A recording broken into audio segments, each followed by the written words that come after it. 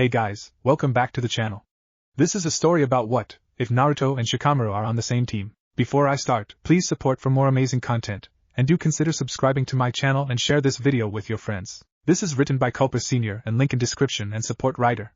Let's start the video. Shikamaru sighed as he passed through the doorway of his class in the academy, hands in pockets, looking less than excited even though this was the big day. Iruka-sensei was going to reveal the squads each ninja graduate was assigned to by the Hokage himself. He passed by Sakura and Ino practically ready to beat each other to a pulp, arguing over who was going to be on Sasuke's team as if they really had any idea how they were divided up. Women willing to fight over what they don't know anything about. Unlike his female classmates, Shikamaru had absolutely no interest in being paired with Sasuke. Hell, he'd rather be paired with Naruto than the last member of the Uchiha. Yes, Naruto was exuberant, zealous, mouthy and overbearing most of the time despite not even being able to make a simple clone properly. And despite his reputation, lack of popularity, and history of causing trouble for civilians throughout the village, he was at least a nice person for the most part. There was a lot left to be desired in the skills department there, but Shika acknowledged the blonde Uzumaki would at least work hard and stand with his team, whereas Sasuke hardly struck him as a team player. Sasuke sat idly with his hands folded together, not aware of the eyes gazing at him due to being preoccupied with ignoring several fangirls. Shikamaru held disdain for his attitude and tendency to put off the "I'm better than you" vibe, which was bound to harm his squad's teamwork compatibility. If he was paying either of the two crushes arguing in front of him, there was no evidence in his expressions. Of course, he typically only spoke when he had to or to berate losers, which were usually Naruto. Although, in Sasuke's defense, Naruto usually started their verbal engagements. The sight of orange stopped the Nara cold on his way to a seat by his best friend, Choji.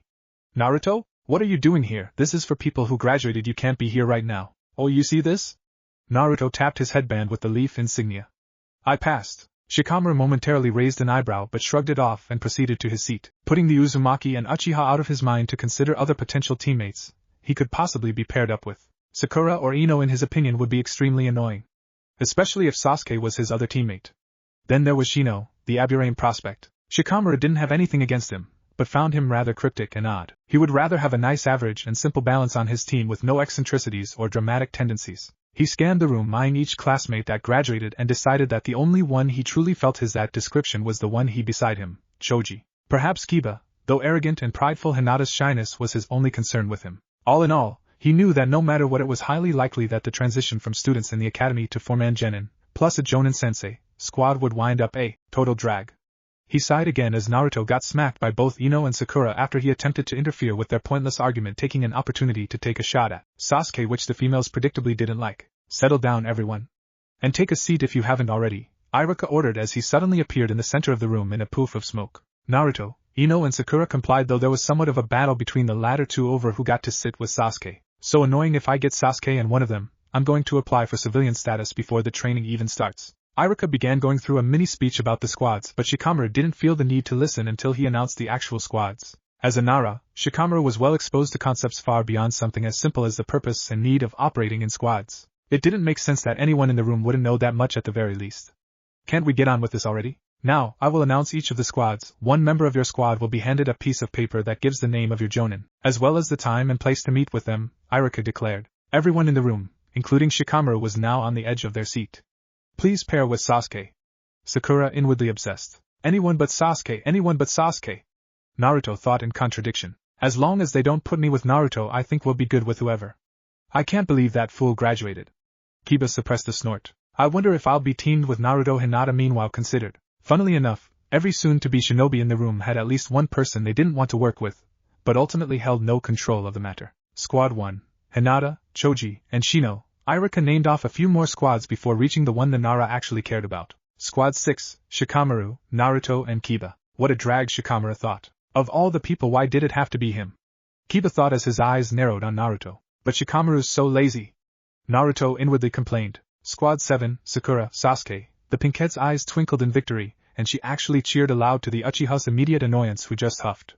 "And Ino." "What?" Ino/Sakura blurted.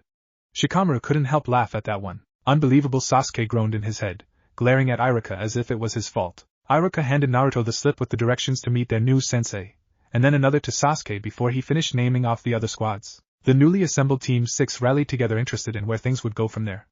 "Enko Mitarashi," Kiba voiced aloud. "I'm not familiar with that name," he then added. "Me either. But if she's a Jonin, she must be highly skilled," Shikamaru mused. Naruto watched his companions in silence, having nothing to say. He wasn't thrilled with the teammates that were chosen for him, but at least he didn't have to deal with Sasuke every day now. Kiba glanced at the clock. That's 20 minutes from now, he realized. Then we better get going.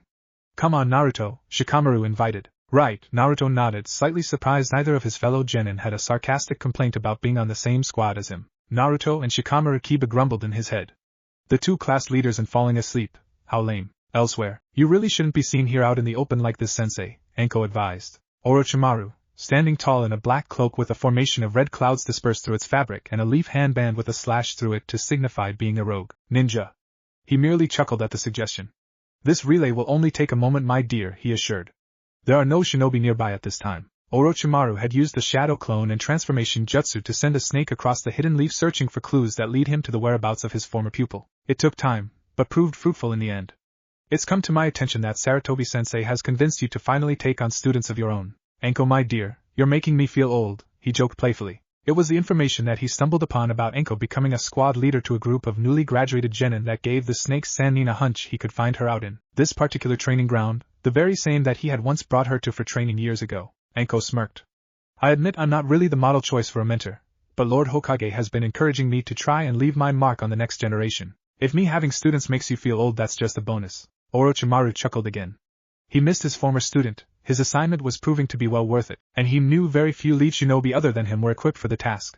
But it was frustrating to deal with being exiled from the village hidden in the leaves. Mission or not, those genin will be here soon. Sorry, but we don't have any more time for chit-chat, sensei. Orochimaru's hand went through his long dark strands of hair, moving them out of his way, and he nodded. His face portrayed a more serious expression. His other hand pulled a scroll from inside his Akatsuki cloak.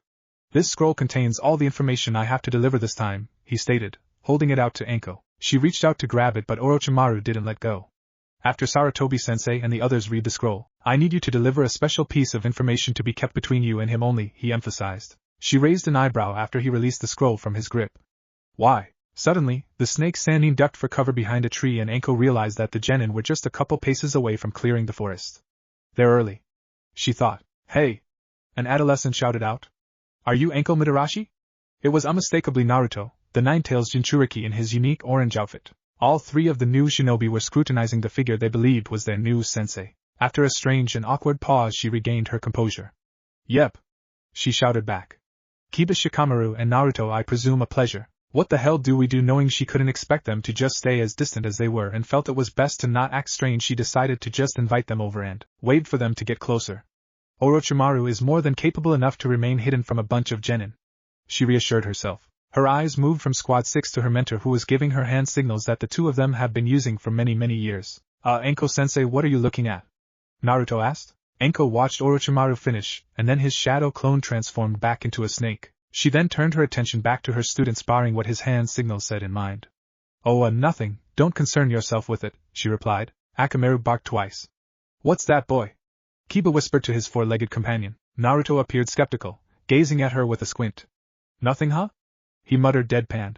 Sure seemed like more than nothing. People normally don't choose to stare at a tree when they're meeting someone new. Hate to side with Naruto, but Akamaru told me he detected a second scent, Kiba announced. Damn. Forgot about that Inuzuka shit, Anko thought, recalling his lineage. Anko narrowed her eyes on the three of them. It is none of your concern. I am aware that I chose the time and place of our meeting, but I'm afraid this will have to wait. Meet me here again same time tomorrow. Then we'll get down to business. Tomorrow? Naruto flustered. That's pretty lame, having a sensei that just brushes off her new team right after we all just met. Shikamaru studied her throughout this conflict.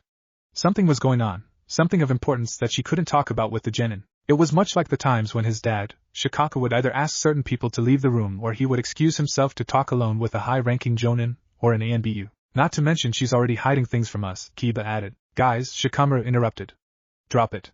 She's a jonin, he reminded. If she could include us in whatever it is that's going on, she would do so. Let's not forget we're the lowest of all the ninja in the village. Genin on our first day. Kiba and Naruto registered his point and conceded. Anko smiled at the Nara. Having him on her squad was a blessing. Like I said, same time tomorrow? It can't be helped, she waved and took off. Orochimaru's signals indicated the 4 Hokage, which can only mean his clone will await me at the 4 carvings.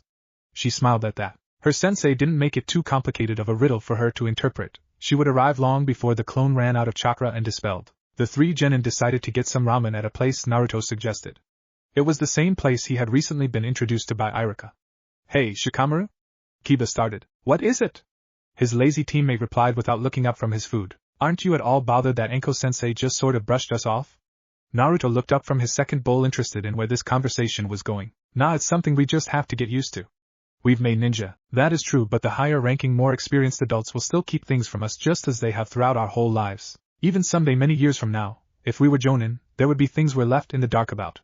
It's a drag, but it's common in the ninja world. My dad taught me as much, he explained. Naruto considered what he said and immediately thought of the nine-tailed QB sealed inside him. He had only so recently found out about that, even though it directly involved him. Shikamaru's right. If the old man and every ninja in the village can hide that I have a demon inside me for 12 years, who knows what kind of stuff they keep from the village, for all kinds of different reasons. Kiba sighed in understanding.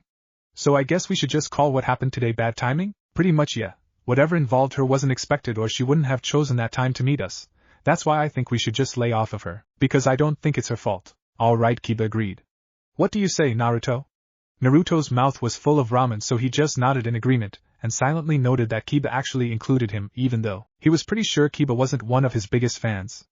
Over the years the two had done all sorts of pranks on one another, and when that got old they had competitions of who could prank other people better than the other, but they weren't anywhere near friends. Swallowing, Naruto decided to throw in some input of his own. It's probably not a good idea to start everything out by being mad at our sensei for doing her job. Yeah, I guess you guys are right. Well, I think we're gonna head home, he indicated Akamaru. See you guys tomorrow. He paused and smirked. Team 6. Naruto and Shikamaru smirked back and with that and bid them farewell. Naruto, the blonde, pushed his third empty bowl aside and dragged the next one closer as he replied, Yeah? What changed? How were you able to graduate? Naruto's new, curious teammate asked. Apparently Naruto took it the wrong way because he glared at Shikamaru as he shouted, Why? Wondering why you have to put up with the dead last?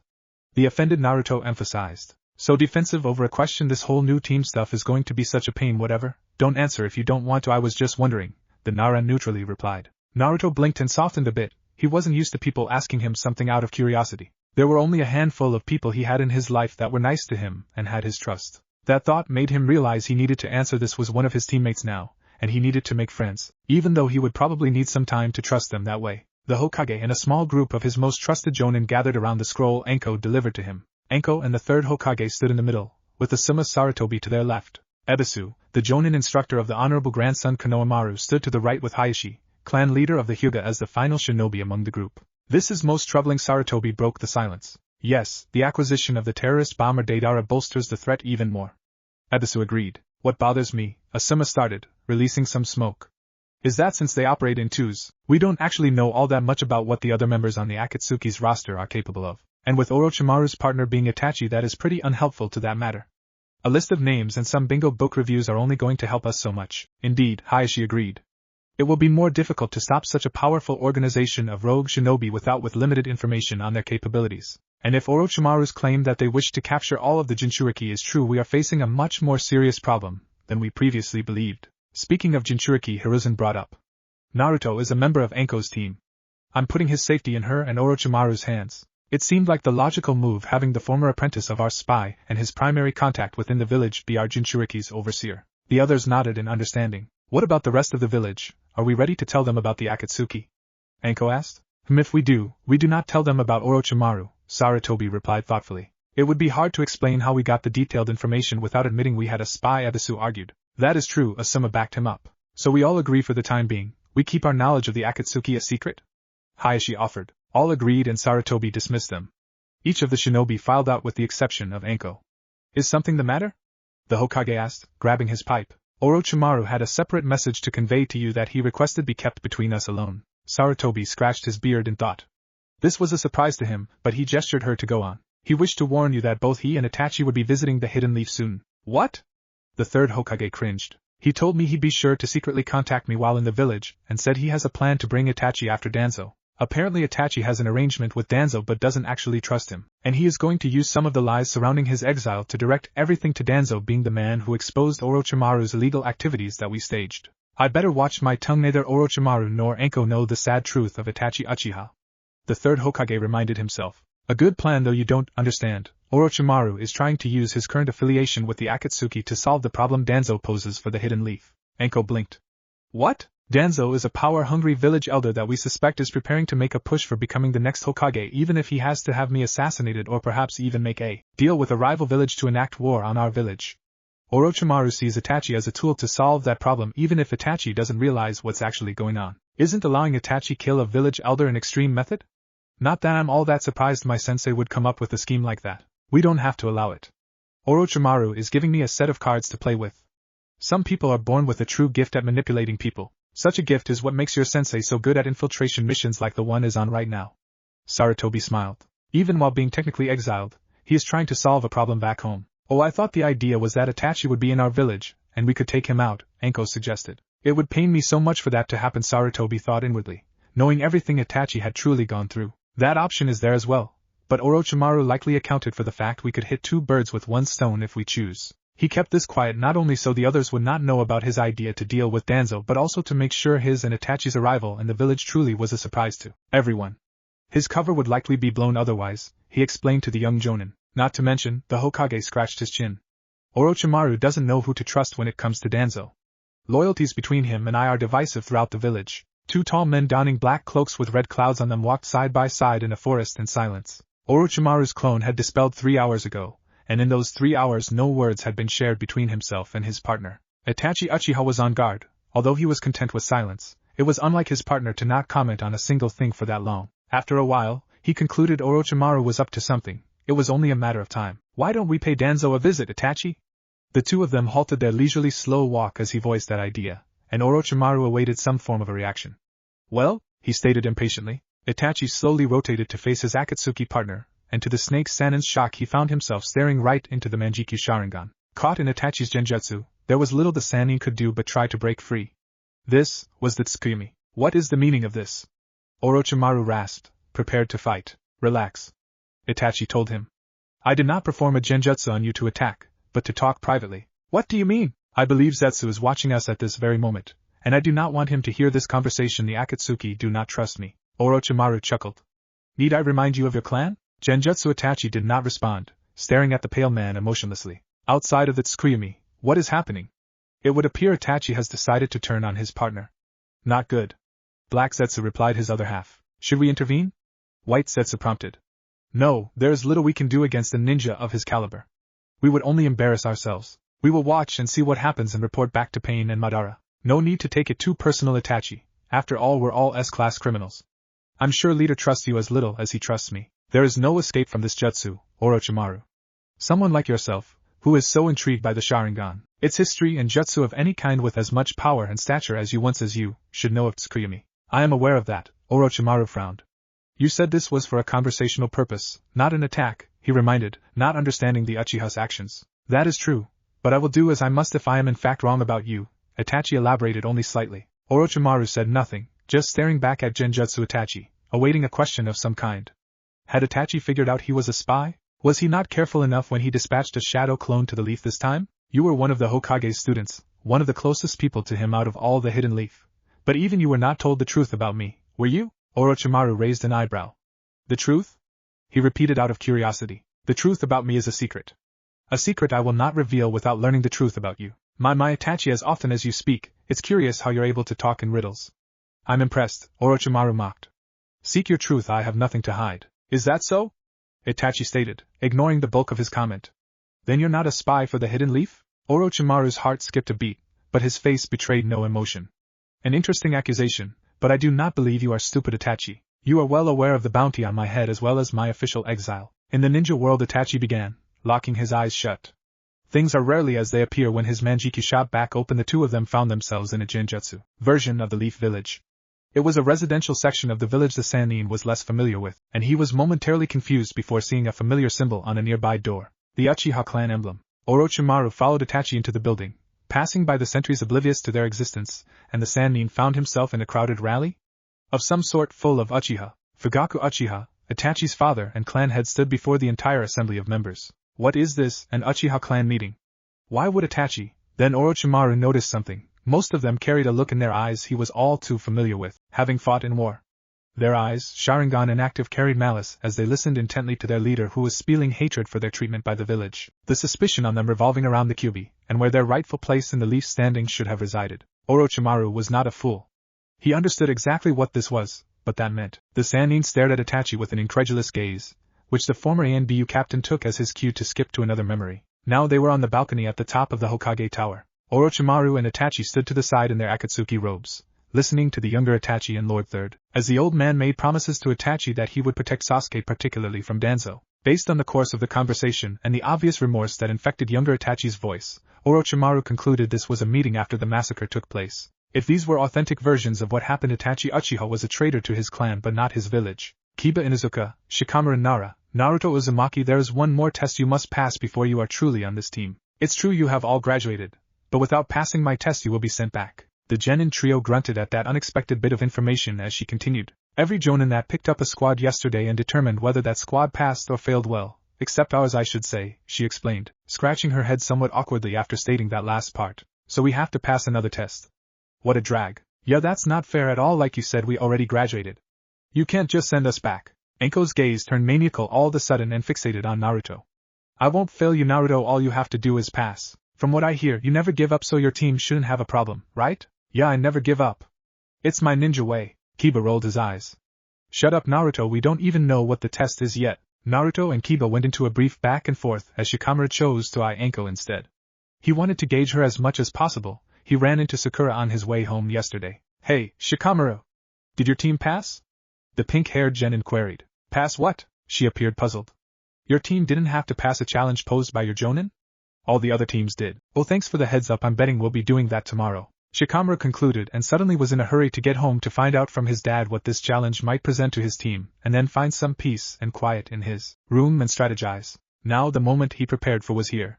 He took Kiba's specialties into account as well as his own. If Naruto had any specialties known to the Nara, he could have inserted those into his thoughts as well, but he didn't. In fact, Shikamaru was still confused as to how Naruto was passed after failing the rest 3 times, but that wasn't important at the moment. Enko waited for Naruto and Kiba to calm down before continuing further.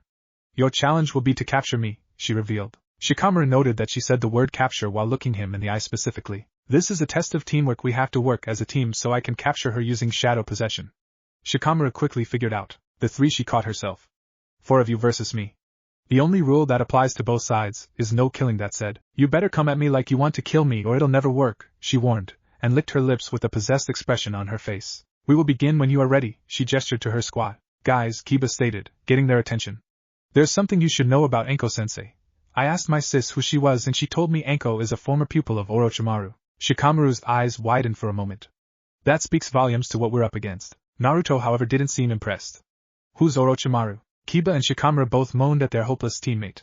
Forget about it, we don't have time to waste telling you things we can't believe you don't know, Kiba snapped. Hey! I'm not gonna wait all day. Take your opportunity to strike or I'll just fail all 3 of you right now. Enko threatened. Kiba casted his gaze in the Jonin's direction. Alright, I'll take you up on that invitation. Come on, Akamaru. Akamaru transformed into an exact copy of Kiba and joined the Inuzuka in a charge right at their new sensei. Try and keep up, Naruto, Kiba called back to his teammate without turning back. Enko pulled out a pair of kunai in preparation and just smirked. I'll show you. Just wait. Naruto responded, making a hand sign. Shadow Clone Jutsu. Abruptly, about a half a dozen Narutos were created and joined the fray as Kiba's backup. Shikamaru watched on in shock. Shadow clones? When did he learn to do that? He couldn't even make a simple clone to pass the academy test. Meanwhile, Kiba and Akamaru engaged Enko. The tag team flanked her on opposite sides. They chose to attempt to claw at her and used taijutsu moves. Enko needed little effort to dodge both of them and their slow movements. When the proper opening presented itself, she then performed a spin move between the both of them, slicing into their shoulders with her kunai. Kiba and Akamaru grunted in pain. Didn't I warn you to come at me like you were gonna kill me? She reiterated as she retaliated against the swarm of Naruto's shadow clones. She dispatched the first one with a sidestep move to avoid the clone's fist and batted it into a nearby tree in a poof of smoke. She ducked a kick from the next one and swept his legs before catching the next wave of them off guard by leaping towards them, going on offense. Enko tucked the kunai safely away, decided not to use them without being able to tell which ones were clones and which one was the real Naruto. It would be a bad idea to accidentally kill one of her new protege. All 4 of the Narutos tried to recover from the surprise and strike her together before she could strike any of them, but it was futile. After the 4 of them each landed what they thought were multiple blows on the Jonin, her body transformed into a piece of wood. How on earth did she do that? And when? Naruto thought. He of course knew what happened, but was utterly stunned when it did. He cut the chakra off from his shadow clones and searched from the real Enko. Naruto! Behind you, Shikamaru assisted. Before Naruto could even react, Enko was behind him and restricted his ability to move and then brought a kunai to his neck. Anko licked her lips in the same fashion as her mentor had a tendency to do. Shouldn't have cancelled those shadow clones. I wouldn't have known which one was really you, she told him, in a creepy and intimidating whisper that caused Naruto to involuntarily shiver. Ah, she continued. Don't be too frightened yet. I haven't even used my jutsu to tie you up yet, then you'll have plenty of reason to be afraid. Yeah, right. You can't scare me, I won't let that happen, he refuted, making an effort to break free of her grasp. Anko just chuckled as a knot of snakes crept their way from out of her sleeves and wrapped around him tightly. Naruto looked absolutely terrified as one of the snake's heads peered at him just inches from his chin and hissed. Kiba and Shikamaru looked on bewildered. Disgusting, the Nara commented. How about I add a new rule? Since I've successfully captured Naruto, he's eliminated. If I do the same to each of you, she gestured Kiba, Shikamaru and Akamaru, then you all fail. What? Hey, that's not fair, you didn't tell us that. Naruto objected, trying not to think about the fact his body was entrenched with snakes. Anko just laughed again and glanced his way. Trust me, boy. The ninja world ain't fair. Drop the tough guy act, she advised. You're pitiful. Your movements are so obvious that even the academy washouts should be able to read them. Naruto grumbled at her critique, but it fell on deaf ears. She turned back to the still standing members of the squad. You have 2 hours to capture me, and next time, when I say come at me like you want to kill me, do it. No more of this holding weapons and jutsu back crap. You're going to come at me with all you got, she demanded, eyeing Kiba. You guys couldn't possibly kill me if you wanted to, believe me. Kiba's gaze shifted to Shikamaru. Are you actually going to do something now? I know you're lazy, but I thought you wanted to be a ninja. We can't fail this test just because you think it's a drag. Kiba sarcastically jabbed his squad mate. Shikamaru snorted at the comment. I wanted to see her in action rather than just run at her with no plan. That's more complex than trying to hit her, he replied snidely. Kiba decided to just ignore it, and tossed Akamaru a food pill and then swallowed one himself. Akamaru's skin and fur tone changed to a seemingly angry shade of red and Kiba dropped on all fours. He was getting serious this time. Ninja art, man-beast mimicry. All fours jutsu. Kiba and Akamaru charged Anko again. Man, why did I get such hotheads for teammates? He wants me to help but just charges in on his own with no collaborative strategy in place. Shikamaru moaned inwardly. Get her, Kiba. Naruto rooted on from his prison. Alright, that's close enough. Kiba decided as they closed in on their sensei, launching smoke bombs on her location, and both slowed down their pace before entering the smoke. Confident that Anko could no longer see, he gave Akamaru a signal and the ninja hound transformed into a copy of Kiba once again. So that's his plan. He wants to try and take her by surprise by concealing Akamaru's transformation. Clever, but I doubt it will work. He shouldn't have performed that trick openly earlier if he had this approach in mind. Shikamaru analyzed. Anko grinned with glee as the violet smoke surrounded her. This is gonna be fun. Both Kibas circled Anko like a predator and their prey. Quite predictably, the first Kiba to lunge at her came from where her back was turned, and surprisingly it successfully stabbed her right in the back with kunai, and Anko let out a yelp of pain. Next, the second Kiba, which was actually Akamaru, lashed out at her from the left, slashing at her chest. Anko coughed up blood, shocked that the initial attack caught her off guard and her body collapsed. Why didn't she defend herself? Kiba panicked. We were just supposed to capture her, not put her on the deathbed. Damn it! He rolled her body over to see if she was conscious. Anko sends a rough. What the hell? He blurted out. The body was Anko, but when he revealed the face it was that of his sisters. Kiba, the dying face, muttered, revealing her tongue with a paper bomb activating upon her speaking. The extremely confused, highly alarmed Kiba had no time to make distance, and it detonated, the explosion consuming him and Akamaru. Shikamaru ran towards the dissipating smoke in confusion. Kiba had totally freaked out for no apparent reason and passed out, and Anko-sensei was nowhere to be found. He kneeled down by his teammate. Kiba! He shouted, shaking his unconscious body and lightly slapping his face a few times. Wake up. I need you, damn it. Akamaru growled at him after he raised his hand for a fourth harder slap, and he opted not to go through with it. Akamaru turned his attention back to his master and whined. What did she do to him? Must be the effect of a genjutsu. Great, whatever torture she put him through has put him in some kind of shock trauma, and Naruto is tied up. It's all up to me now. Shikamaru then looked at the dog and smirked. Hey, you wouldn't happen to be up for taking her down with me, would ya? I need someone to back me up. The ninja hound merely whined and laid down by his sleeping master, and Shikamaru stood back up. There's no way she'll fall for the shadow possession jutsu if I went at her with it head on. She's a jonin, I have to expect her to be capable of thwarting any plan I can formulate. But then again, if we're going to pass this test I have to come up with something that will work. Fighting a jonin that knows of my skill set and has a general idea of what I'm going to try to do with no backup whatsoever. What a drag this is turning out to be, he complained. He walked over to a nearby tree and slumped against it, deciding that she wasn't going to try and hunt him down when the challenge was for them to capture her. She also told them they had 2 hours, which meant he had about an hour and 35 minutes left. He put his hands together in what looked almost like a hand sign and started thinking deeply. Hey! What are you doing? Are you giving up or something? Naruto screamed. Shikamaru tried to tune his teammate out. Shikamaru! Hey! Answer me, just shut up! He demanded. I'm not giving up, I just need time to think, he explained more calmly. I can't take her out with my jutsu head-on, so I need a strategy. Why not? Naruto asked idiotically. Granted, he didn't know about Shikamaru's family jutsu. Shikamaru sighed. I'll explain later, for now just leave me be so I can think, alright? The Nara replied. Naruto could be heard quietly grumbling again as his day just wasn't getting any better. Shikamaru locked his eyes shut and went into a near trance-like state in his thoughts. He wasn't a tracking specialist. If she was hiding from him, there was absolutely no way he could locate her and catch her by surprise. Not against a jonin, he thought. That didn't even bother to take into account that she could have set traps up for him, perhaps even used traps to direct him the wrong way, making things even more difficult for the genin. Catching her by surprise was really the only way to pass. He had to get her snared within his shadow possession jutsu somehow. Your challenge will be to capture me, he recalled Anko saying while looking directly at him while saying the word capture. She even hinted that it would come down to shadow possession. Then, she changed what she originally instructed on them after tying Naruto up with the snakes. How about I add a new rule? Since I've successfully captured Naruto, he's eliminated. If I do the same to each of you, she gestured to Kiba and I. Then you all fail. What? Hey, that's not fair, you didn't tell us that. Naruto objected. Anko just laughed again and glanced his way. Trust me, boy, the ninja world ain't fair. Drop the tough guy act, she advised, but she had originally said there was only one rule: no killing. Shikamaru's eyes shot open with more confidence than an Uchiha and his Sharingan. All right, Naruto. I've got it figured out, he announced, standing up. Great. Good luck taking her down. I really don't want to go back to the academy. Shikamaru smirked. Don't worry, I won't waste any time. Step 1, he started, reaching for his mini shuriken. Free Naruto, he finished and launched a barrage of shuriken at the snakes, causing them to hiss angrily. He then ran up and drove a kunai right through them, downward vertically slicing them open and freeing his disgusted teammate. Are you crazy? Anko-sensei said. Was bluffing, Shikamaru interrupted. WHWH, how do you know for sure about that? Naruto countered. You'll just have to trust me, he offered, rushing over to Kiba to try and wake him up again. Unfortunately, Kiba was still as responsive as a corpse. Damn. Oh well, my plan was without Kiba being conscious, but it would have been a nice bonus if he would wake up. He gestured Naruto to follow him into the forest, leaving Akamaru to watch over his master once again. So, you gonna let me in on this plan? Naruto asked. Well, it won't work without you, so I kind of have to. Anko yawned out of boredom. She had been sitting in one place for about 40 minutes. Maybe I shouldn't have set all those traps to confuse them. Kiba should be able to track me down, but I might have overdone it on that genjutsu.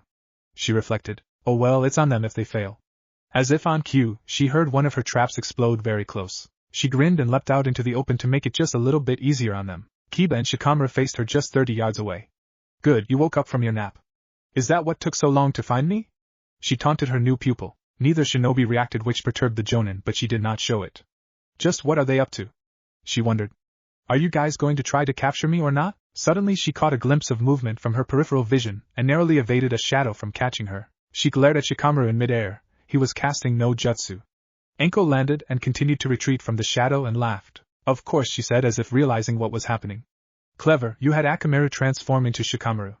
You're finally functioning as an actual team. Her attention was drawn away as she heard movement in the branches above and drew her kunai, but the copy of Shikamaru covered the third entity with an array of shuriken, forcing Anko to dodge. Akamaru launched shuriken? Anko laughed again. I can't believe I almost fell for that. This Shikamaru is Kiba and Kiba is Akamaru. You almost had me there. I was wondering why Kiba was keeping his mouth shut, she chuckled. Charades over, boys. Believing she had won the game of charades, she threw a volley or kunai at who she thought was Kiba. The Shikamaru lookalike ducked for cover behind the nearest tree, where his doppelganger was awaiting for him. In order to keep the deception up, the copy of Kiba ran at her and lunged. She easily dispatched him onto the ground and proceeded after Shikamaru, who reappeared from behind the tree. Shikamaru waited till she could close in and made his hand sign faster than he ever had before, casting the jutsu and snaring his sensei just before she could make contact. Shadow possession jutsu complete. Anko stared in disbelief. How? There's no way. The real Shikamaru was hidden and tried to get me with the shadow possession, but I avoided it. Then he relocated. I tried to attack your stealthless, noisy ass when you did. She claimed, sounding very frustrated that she actually walked right into this. Shikamaru smirked at his new sensei. Would you like further elaboration? He queried as a second Shikamaru stepped out from behind the tree and disappeared in a poof of smoke. Naruto leapt down from where he had been hiding and gave Shikamaru a thumbs up. What? Yushi stated deadpan. When you came out to fight us, you were met by two shadow clones. One that looked like Kiba, and one that looked like me, Shikamaru began. I figured that you would try to read into our strategy when I came that close and made it impossible to perform a surprise attack. Of course, I never actually planned on something as stupid as that, which is why Naruto needed to pose as Kiba as well to falsely lead you into thinking the other clone was Akamaru. Enko was instantly impressed that a mere genin had came up with those deductions. Tactics required a lot of reasonable projections and foresight. I intentionally used shadow possession from a hiding place in order to give my general position away. Then, the real Naruto relocated, as you put it. Because you could not see, you had no way of knowing it wasn't the same person. It also didn't help that we planted the idea that Kiba and Akamaru were in front of you. You didn't even consider that a fourth person might be lurking, which made it easier for me to sneak my way behind this tree behind me. So when I forced the shadow clone that conveniently looked exactly like you behind the same tree, you were able to come out and use your technique. Enko finished for him. Unbelievable. You also ignored the shadow clone you killed. Think the poof of smoke was just Akamaru's transformation being undone. Careless sensei, Naruto gloated. Enko glared daggers at the Jinchuriki for a moment, still stuck in Shikamaru's jutsu. Very impressive, she conceded. Except one thing, you violated the rules. I said Naruto was eliminated right after I captured him. She smirked. Shikamaru remained unfazed. The ninja world ain't fair, sensei. Someone told me that not very long ago. Enko's smirk turned into a grin. Maybe she was going to enjoy having these brats around after all. Well played, now release me. She commanded and Shikamaru complied. Congratulations. Team 6 has officially passed their Jonin test. The trio shared a very brief celebration before heading back to retrieve Kiba, who undoubtedly needed to be taken to the hospital if he didn't wake up soon. Kiba, you have some visitors. Do you wish to see them? The nurse asked. Yes, thank you, the bored genin approved. Within a minute or two his fellow teammates, and to his dismay Sensei came through the hospital door single file. How you feelin', Kiba? Shikamaru greeted. I'm okay, he stated neutrally, eyeing Enko-sensei with venom leaking from his gaze. Glad to see you woke up, kid, she laughed nervously. Had me worried there for a couple days. I took that genjutsu a little too far apparently. A little too far? He repeated. Please don't get him too excited.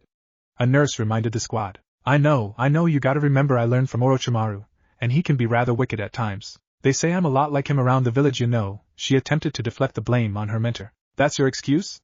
Kiba stated in disbelief. Enko shrugged.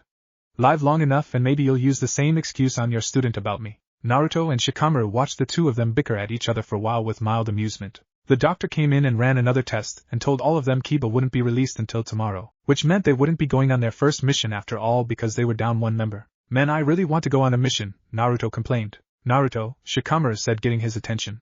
Believe me, D-rank missions are lame. You're getting disappointed over something you're going to hate in a couple days. Painting fences to help the village community, catching missing animals, and even more dull tasks than that. He rolled his eyes just at the thought of having to do those things each day. What, really? Wait, how do you know that? Is it from your family? Naruto asked, hoping he was joking. I'm sure they could attest too if I asked them, he replied. But this is just what I know from talking to Chogi and Hinata the other day. I ran into them at a restaurant, and we caught up a bit on what's been going on with each other's teams. They were curious on what kind of missions we were handed, and I had to explain our situation. Enko scratched her head awkwardly and nodded. My fault, she admitted.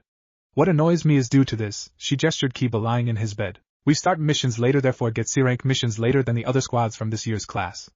The others groaned at that, but Enko continued. Trust me, I can't wait to get to those C-rank missions any less than you all will, she stated, thinking about the Chunin exams and the experience they needed. Not that I won't enjoy my role in your D-rank missions, she then added. Kiba raised an eyebrow. He also was aware of how boring D-rank missions were from his clan relatives. What role is that, sensei? Working on my tan, she answered with no shame or hesitation whatsoever. The genin trio put the death glare on her, but she brushed it off, not caring. Naruto turned away from a second and did his best to hide the fact he had to wipe some blood that started dripping down his nostrils after unintentionally having a rather nice image go through his mind. In his defense, Enko was dressed very casually at the moment, and looked very attractive in a very short skirt with a tight shoulderless top. Either Enko didn't see the reaction, or just didn't care. The patient will need to rest, you all need to leave. A different nurse walked in and informed them. Rest? Bah, he was asleep for like 3 days, what the fuck does he need rest for? Enko argued. Lower your voice, please. There are patients sleeping in the other rooms. The nurse urged. Enko just stared at her but reluctantly agreed. Whatever, fine. Naruto, Shikamaru, go on, I'll catch up with you outside, she ordered. Naruto and Shikamaru nodded and started out the door. But Naruto drew to a halt and looked back at his teammate. Get better, Kiba, we'll need you tomorrow, he encouraged, giving him a thumbs up. Kiba chuckled. I seriously doubt that he commented, thinking about the prospect of D-rank assignments.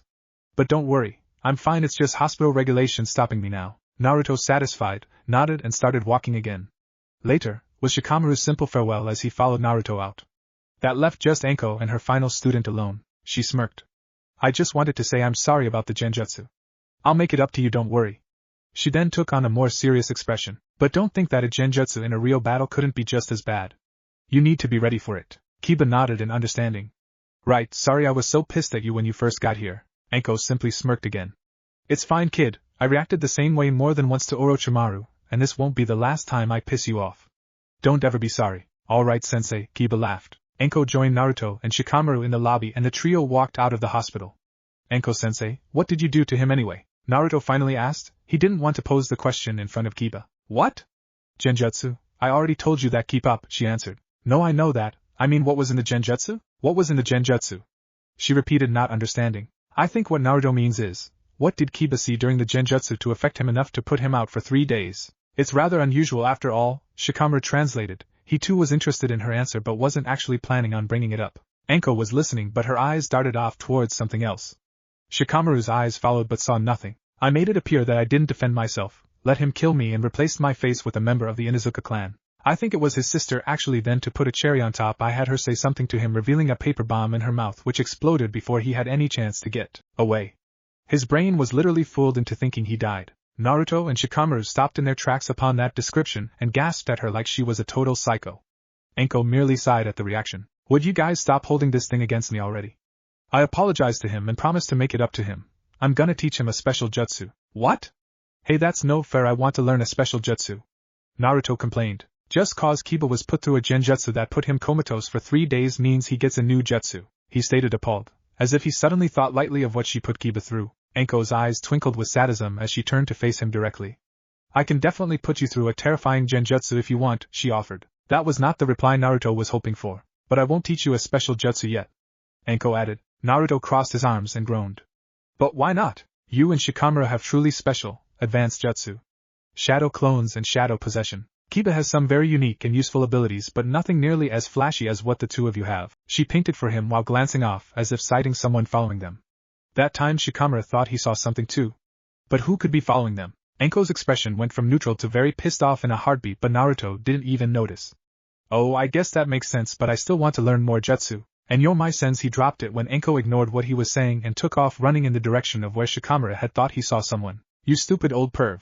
She screamed as the stalker emerged and ran from his hiding spot. Anko very quickly caught up to him and pounded him as if he had a history of doing this to her. The man was in fact fairly old, though his gray hair looked naturally so had he still been young. He wore a rather unusual red outfit with chain mail under it, and some red face paint markings kind of like Kiba but much thinner and more vertical. He did not wear a leaf headband, which begged the question, where was he from? Anko, show some mercy for once, would ya?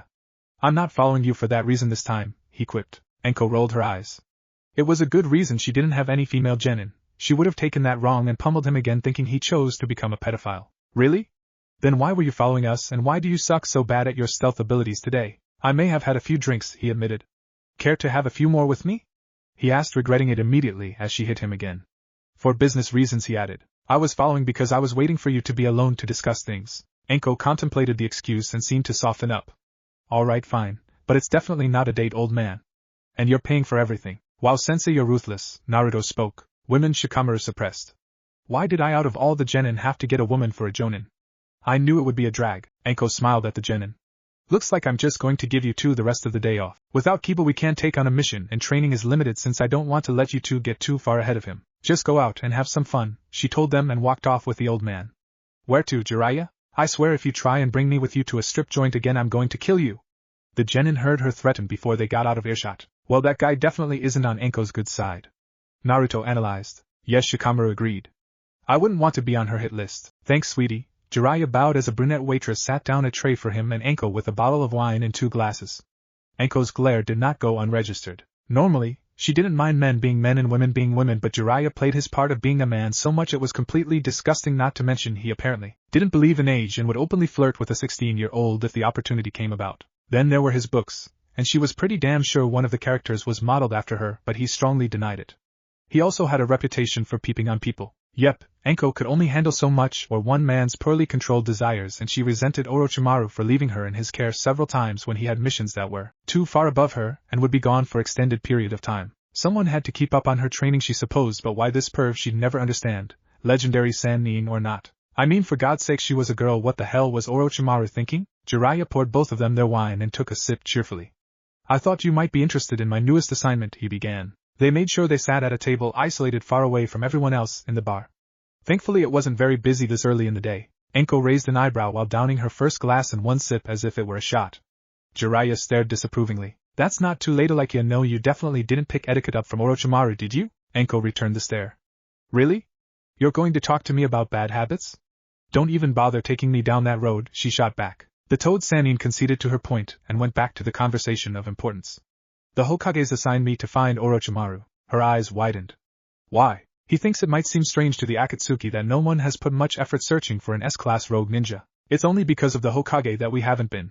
Now we have to make things seem more realistic before they catch on. Enko processed this for a moment. But the Akatsuki travel in pairs. I know Orochimaru wouldn't kill you intentionally, but what about his partner? Or even worse, his partner insists Orochimaru kill you and force him to turn on him. This is a bad idea. It jeopardizes the mission. All of what you say is true. I thought of such things. And I was hoping you might know who his partner is since I forgot to ask the Hokage, he chuckled. Itachi Uchiha. Jiraiya nodded thoughtfully. That's not good. He analyzes things deeply. It would be more in our favor for his partner to be powerful but arrogant, and easier to fool with some. Very good acting on your sensei and I's part. He then shrugged it off. Oh well, there will always be things shinobi cannot control in the field. If worse comes to worse and our cover is doomed, I can't think of a better ally to help me try and take Itachi down than Orochimaru. Enko smiled and nodded. Good luck, Jiraiya, she offered him, downing a second glass in one sip. He stared at her the same way he did the first time. You've got to stop doing that. Tired of arguing with the Toad Sannin, she didn't bother getting into it as she waved farewell and began to leave. Enko, she looked back. When I return, I'll relay whatever message he might have for you, he promised. Thanks, old man. After Enko gave them the day off, Shikamaru and Naruto decided to go their own ways. Naruto was hungry, so he decided to swing by his apartment to get some money and head off to Ichiraku's for some ramen. When he got there, all the seats were empty, which meant he wouldn't have to worry about waiting for other people's orders.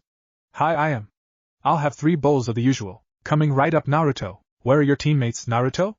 The old man asked the sake of conversation. Well, one of them's in the hospital, and the other went home, I think. The hospital? But aren't the new ninjas supposed to do easy missions that don't pose any real danger in the beginning? Yeah, but it was a training accident. We haven't even taken a mission on yet, Naruto explained.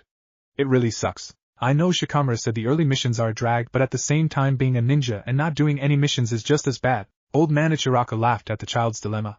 Is your teammate going to be okay? Oh yeah, he'll be fine. We're getting our first mission tomorrow once they release him from the hospital. Here you go, Naruto, said, placing 3 bowls of ramen in front of him followed by a pair of chopsticks. Naruto grinned as he was about to dig in but was interrupted by a lot of bickering as 3 more people approached Ichiraku's. You're the one who let that stupid cat slip out of your grasp, don't blame me.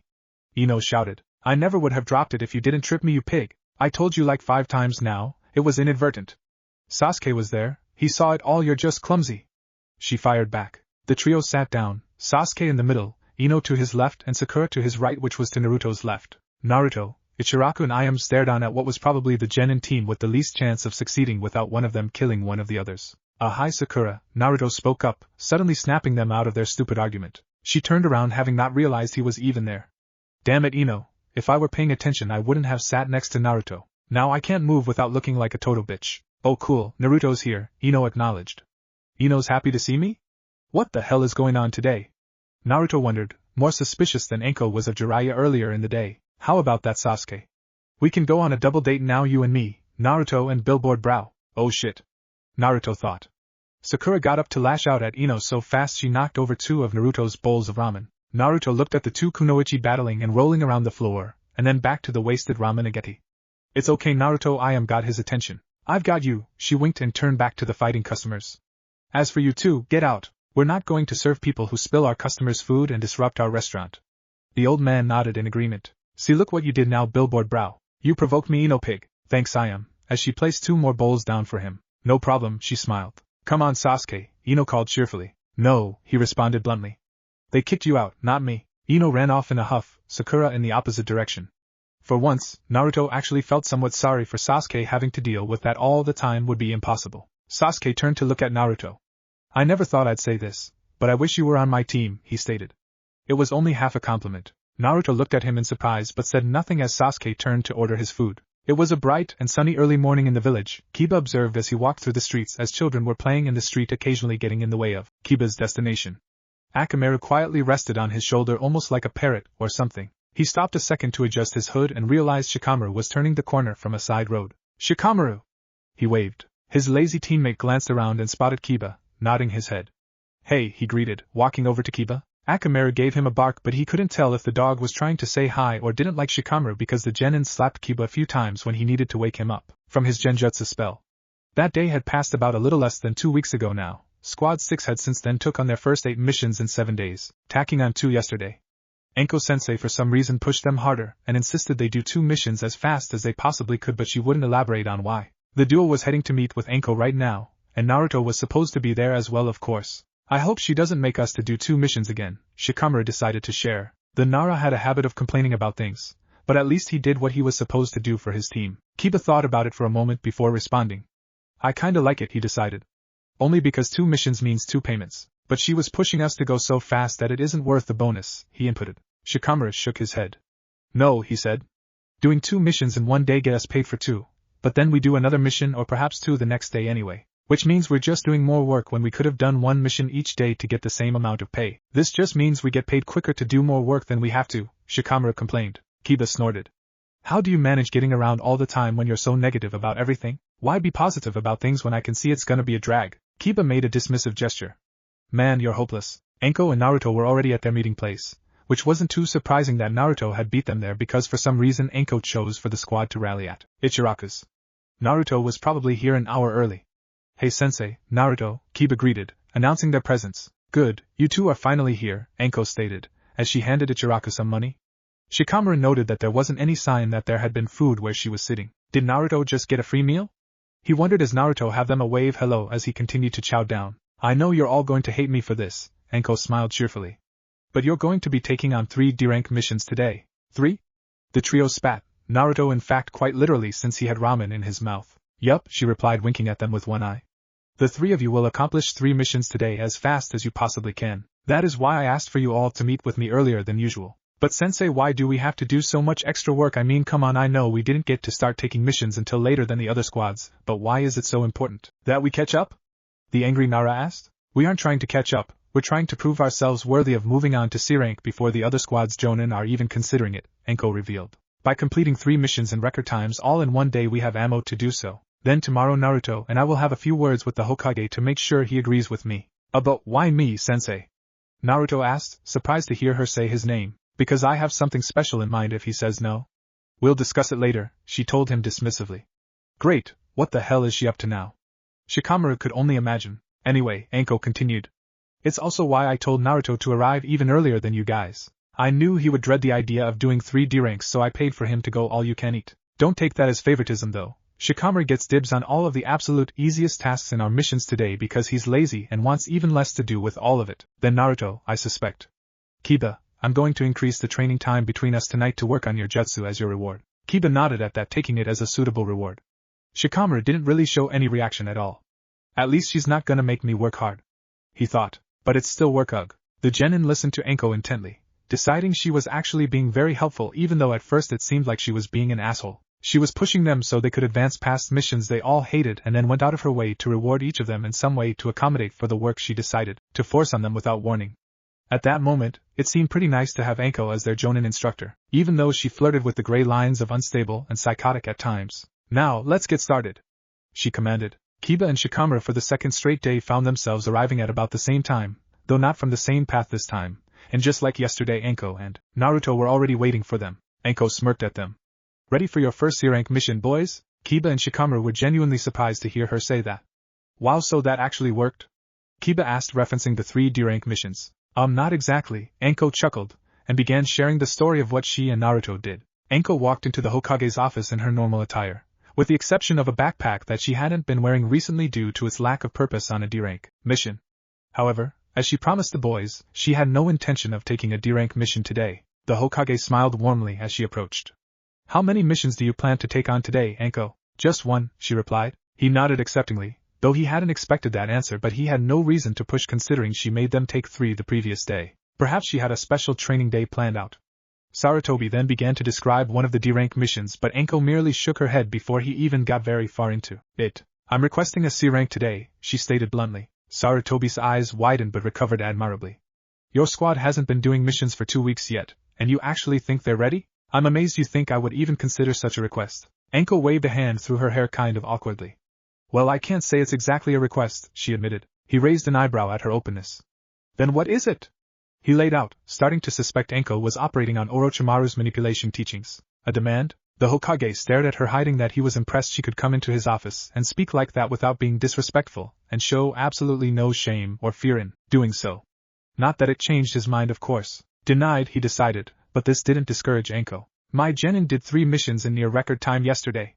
I strongly advise you reconsider, Lord Hokage. He noted that she took the formal approach that time, and could smell a scheme radiating off of her tongue. I am pleased with Team 6's progress, but I will not permit them to graduate to sea-level missions just yet. You will have to remain patient. Enko gave him a sigh that he translated as last chance, old man, or you're going to regret it. But Sarutobi stood his ground and remained unfazed. Enko dropped her backpack to the ground suddenly. Sarutobi stared at the gesture blankly until a poof of smoke occurred and the backpack transformed back into Naruto. You know what to do, kid. Shadow Clone Jutsu. Sarutobi didn't have time to react as about 20 Narutos filled his office, and then all of them prepared another jutsu he was, unfortunately, all too familiar with. Sexy jutsu. They simultaneously shouted, and the third Hokage knew he was screwed. After a long moment trying to regain his composure, he eyed Enko angrily, though it was kind of hard to actually keep his eyes on her. Enko Midarashi, don't freak out on me too much. I'm willing to give you one last chance to give in before Naruto sends these clones out through the whole village, except they won't be beautiful curvy women, they will be imitations of you, she threatened confidently, though she was careful not to directly insult the man's looks, particularly what no one could or wanted to see. Sorry, old man. I'm just following my sensei's orders. Naruto protected himself. The petrified Hokage looked like he wanted to kill Enko.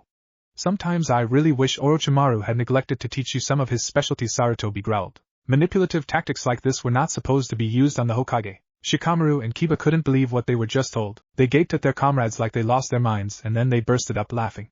I can't believe that actually worked. Kiba shouted. I was pretty nervous while it was going down, Naruto admitted.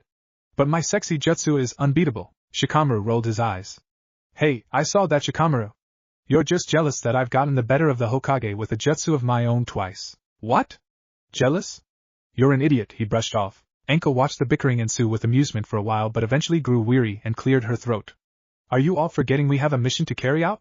She reminded. Kanavera was a decent-sized village that focuses on economic profit above all else. There were no ninja, just hired mercenaries to defend the riches those who resided acquired. Though expensive, the mercs were effective enough to keep the thugs and crooks in line. Only a skilled con artist would get out of this village alive if he tried to rip anyone off. Kanavera rarely had a need to put a bounty on anyone's head, because if they did get out of the village they didn't get very far. Another perk of using mercenaries instead of ninja was that when someone was murdered and another was highly suspected, it was easy to find someone willing to take the job for revenge. On the other hand, that also tended to have an intimidating domino effect, for with each assassination came a new bounty on the person most likely to have made the previous. That domino effect is what held the village together. The fear of the domino effect kept them in line. Well, for the most part.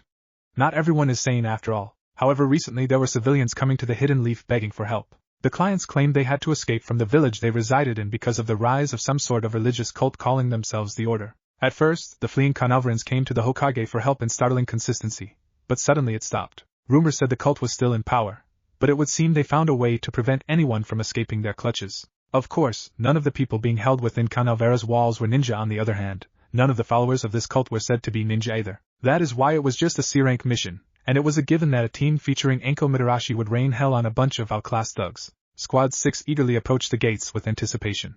Their mission was simple. All they had to do was confirm who the members of the cult were, and dismantle their grip on the village.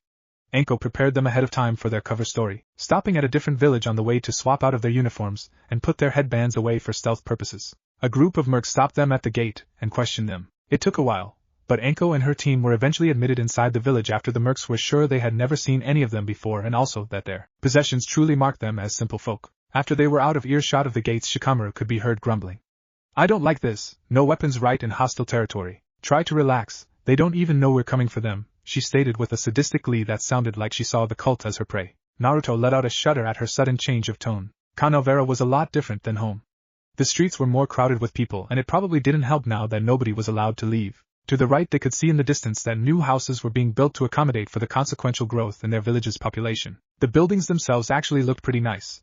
But Naruto had to remember that Enko-sensei did tell them the village prided itself on its economy. As for people walking around, they seemed very tense.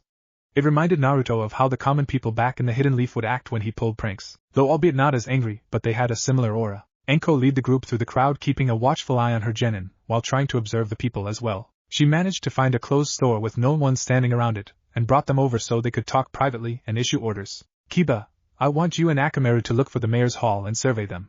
Find out if the head of the cult is there or if the mayor still retains any power. Sure, but why is that important?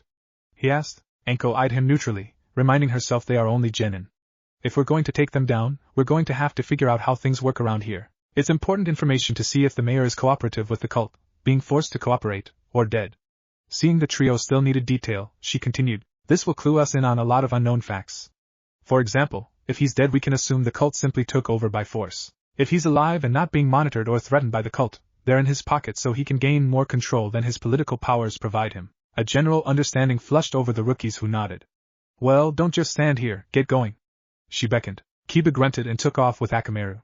Shikamaru, I want you to take a walk through the village and observe the defenses. Those mercenaries that led us and didn't look like they belonged to some cult, so we have to learn more about the relationship between them. The obvious guess would be the cult is paying the mercs off. Paying them off?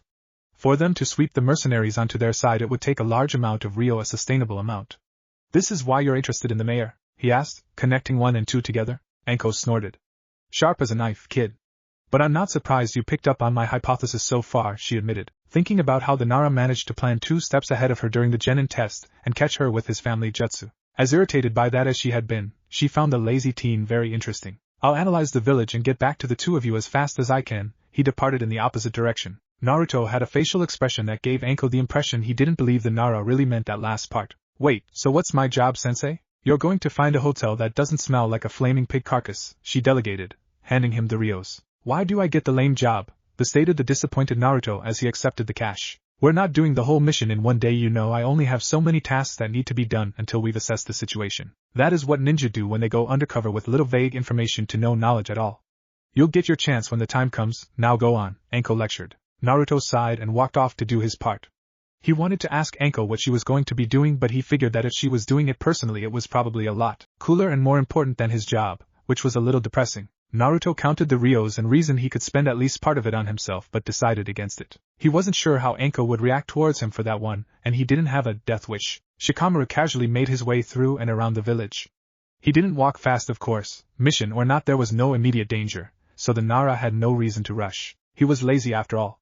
However, the lazy pace also made him more acute and thorough. There were 3 gates in total in between the fortified walls and basic defenses. A 5-man squad of mercenaries tended to each gate at a time, but he couldn't determine what kind of signal they used to call for backup if the townspeople rebelled and tried to force their way through. When he walked through the village itself he noticed the crowding issue. There was no way people wouldn't rebel when they have the numbers and enough anger-fueled support to overthrow the cult. It didn't make any sense. What were these people afraid of? After searching for a long time, he finally spotted what he assumed was an actual cult member, a man in purple robes with a 3-man mercenary escort. When the man turned the corner, Shikamaru's eyes widened at the symbol on the back of his robes. He'd seen that symbol before. Kiba spent 2 whole hours staking out the mayor's hall. He knew immediately when he arrived that someone, mayor or not, was in there because security was overflowing. Mercenaries were all over the surrounding streets, and to the side of the entrance. Hell, they even put a squad on the roof. Someone was paranoid. He and Akamaru determined with their noses that there were about 30 guards, but he couldn't come up with an exact with civilians constantly coming and going, so he could only estimate based on the ones who were always there. He was starting to lose some of his self-discipline when nothing had happened for so long. He was getting very bored until a pair of men in purple robes arrived with an entourage of additional mercenary escorts. A 3rd man in purple robes joined them, stepping out of the mayor's hall. The mercenaries that previously guarded the building signaled each other and filtered the streets out of civilians while others gathered around the trio Kiba concluded were the cultists. The squad on the roof remained, likely assigned to make sure no one broke in for one reason or another. Akamaru quietly growled to get his master's attention. What? Kiba responded, looking closer at their backs. No way, that symbol, he muttered. I want to follow them, but there are so many of these damn mercenaries it might be a very bad idea. Akamaru wagged his tail and seemed to bark in agreement. Right. Let's go find Enko-sensei. Enko took it upon herself to listen to the villagers of Kanavera talk, paying visits to different restaurants and coffee places for recon purposes. There were few areas as a ninja in which Orochimaru did not excel, and he made sure that his student was much the same. Actually, he not only took her on reconnaissance missions personally, but also convinced Jiraiya to do a few with her. So Enko definitely had the best tutoring in the entire shinobi world when it came to gathering information off the streets. Not that she actually approved of like half of Jiraiya's methods, of course, or even believed half of his methods were truly aimed at the goal he claimed them to be. That said, she knew the perv was good at what he did. She saw it, observed him firsthand, even if a lot of it was regrettable. In the end, she had to admit he contributed to what Orochimaru had already taught her. In just a couple hours she managed to scavenge a lot of pieces around the puzzle of the cult just by enjoying her small meals at each place, and keeping her eyes and ears open. As she expected, the people of Canalvera were very fearful of the cult. At one of the coffee places she visited, a member of the cult she presumed, wearing strange purple robes entered and the entire place suddenly fell near silent. Those who dared talk did so at a mere whisper, and no one would look up but Anko. If the cultist noticed Anko's lack of response or change in demeanor, he probably figured she was just an outsider who didn't yet know her place. If he cared, he didn't show it. The man sat at a table with his back to Anko and slurped his coffee audibly, as if he was just trying to intimidate the people even more, or perhaps see if Anko would try and say something to him about his lack of manners. Ignoring the bait, Anko did accidentally spill on herself when she noticed the symbol on the back of the man's robes. "So, what's the big deal? What was the symbol you guys all saw?" Naruto impatiently asked. Everyone reported back to the hotel and found out what room Naruto acquired, then shared their findings, particularly the alarming one that there were a handful of men in robes that concealed their faces with a very familiar symbol on the back. The situation didn't seem like that big of a deal to him, so what had the rest of his team so grim? The symbol was one that belonged to a clan one we're all rather familiar with. "The Yamanaka," Shikamaru replied. "Yamanaka?" Naruto repeated. "Isn't one of our classmates a Yamanaka?" He thought aloud, trying to recall which one. "I'll give you a hint," Kiba offered. "Sasuke." "Oh, Sasuke." He and Shikamaru couldn't hold back a moment of laughter that was completely unwarranted during a mission. Anko's glare returned them to the composed ninja she desired. "It's Ino's clan." Naruto had a hard time fighting back his own laughter but managed to when Anko started talking again. "The mercs are working for the cult. That much is obvious to obtain their services. They're using the tax money from the mayor's hall which they gained control over through what I'd assume was a coup." Shikamaru nodded. "That would make sense. But their defenses are awfully relaxed for a village that hasn't allowed anyone to escape with their life and what the Hidden Leaf estimated as about 4 months. I'm pretty sure we're missing something here. Even if we now know there's a rogue Yamanaka around, I haven't seen any ninja at all. One ninja with light mercenary security shouldn't be able to hold everyone within these walls," the Nara analyzed. Anko's facial expression looked different than the Genin team had seen in the 2-ish weeks they'd known her. She actually appeared worried for her team, and worried about the mission she went to a lot of trouble to get assigned to them. "The Yamanaka clan," she began, "is arguably the most peaceful clan in the Hidden Leaf." Shikamaru stared at his sensei like she was on LSD, thinking about all the times Ino was publicly rude towards Sakura, Choji, Naruto, Shino and even himself among others. She was known for being a bitch pretty much, and for her annoying undying love for Sasuke who seemed to enjoy the attention about as much as Sakura enjoyed being her teammate. Politically, their clan falls more in line with the third Hokage than any other major powerhouse. Like the Hyuga, they never produce rogue ninja, which is remarkable. Those two clans show great loyalty towards the village, but in different ways. The Hyuga's loyalty falls in line with the head of the clan, and as long as Hayashi is around they won't become a problem for the Hidden Leaf. The Yamanaka on the other hand, is ran completely differently. They value peace and freedom and care little about their power or reputation, she went on. The reason why the Yamanaka clan never produces rogue ninja is they don't push themselves or each other to become anything they aren't or push each other to be stronger or abide by clan law. The split between clan law and village law generate controversy which breeds inner turmoil within a clan and that can lead to outcasting, and I don't think I have to explain why that produces rogue ninja. Amazingly, there has only been one Yamanaka since the founding of the village to betray us. So we found him, that's good, right? We can take him back to the Hokage, stated Kiba. Anko gave him a stern and fierce look. This is no longer a C-rank mission, it became an A-rank the moment we learned of his presence. We have to abandon the mission. Naruto jumped up from his seat angrily. What? No way. I'm not running like some coward. So there's one ninja. Big deal, there's 4 of us, we can take him. You don't understand, kid, this ninja is famous. After the Nine Tails attacked our village, he cracked. According to the story as I was told, he secretly was practicing a forbidden jutsu to perfect a failed attempt at another jutsu the clan tried to develop. His squadmates found out, and tried to stop him, but he lashed out at them. That lunatic killed his best friends as well as several ANBU before he escaped the Land of Fire, she told him coldly. Naruto was taken aback. He killed his own squadmates. Anko merely nodded. Kiba snorted in disgust. Bastard. A Yamanaka squadmate's best friends. He killed Shibari Nara. It wasn't a question. Shikamaru pieced 2 stories together, and instantly knew this ninja had killed a distant relative from his clan that he only knew of from stories, of course. That didn't stop the Nara from feeling a twinge of anger and motivation funnel through his normally lazy personality. This was someone he felt obliged to take down, in the name of Ino Shikacho. Don't even think about it, kid, Anko stated, taking notice. We're getting our asses out of here. By force if we have to. This mission is way over your heads, and I'm not sure I can take him myself, she admitted. It's the right call. Kiba nodded with only minor hesitation, Naruto begrudgingly and Shikamaru reluctantly. Without further protest, Enko led them to the rooftop, and Team 6 began to make a push. Occasionally, a mercenary or two would try to intercept them, but Enko easily dispatched them, preferring to blast them with kunai before they got close in order to keep up the pace she set. The four of them leapt off the last roof and landed in a rather convenient patch of green, somersaulting to smoothen the landing. Enko held up to make sure everyone was keeping up before taking point again, crossing the street, and rushing towards the same gate they had arrived at earlier. A merc crept up behind them, and she launched another kunai. To her surprise, her ears halted her at the sound of it being deflected. The genin halted with her, and she realized that it wasn't a merc, it was one of the men in purple cultist robes. "Run!" she commanded her genin team. "Force your way through the gate." "I'll catch up," she asserted, knowing they wouldn't last 5 seconds against the rogue Yamanaka. Kiba and Naruto wanted to protest, but Shikamaru intervened. "Leave this to Sensei." "I don't like it either, but following orders is part of being a ninja. She can handle herself," he convinced them, and they begrudgingly began to move on. Enko, now without the burden of having to worry about defending her team, eyed the famous rogue coldly. "I don't know what the hell you think you're doing back in the land of fire, but you're definitely not welcome," she declared, making a series of quick hand seals and bringing her hand to her mouth, channeling her chakra. Fire style, fireball jutsu.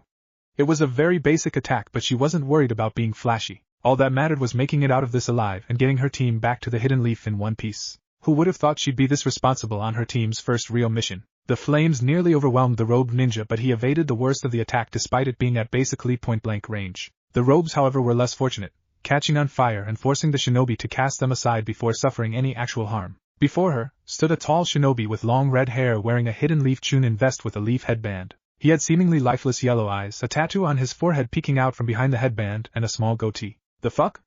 Enko blurted as she realized she knew this man.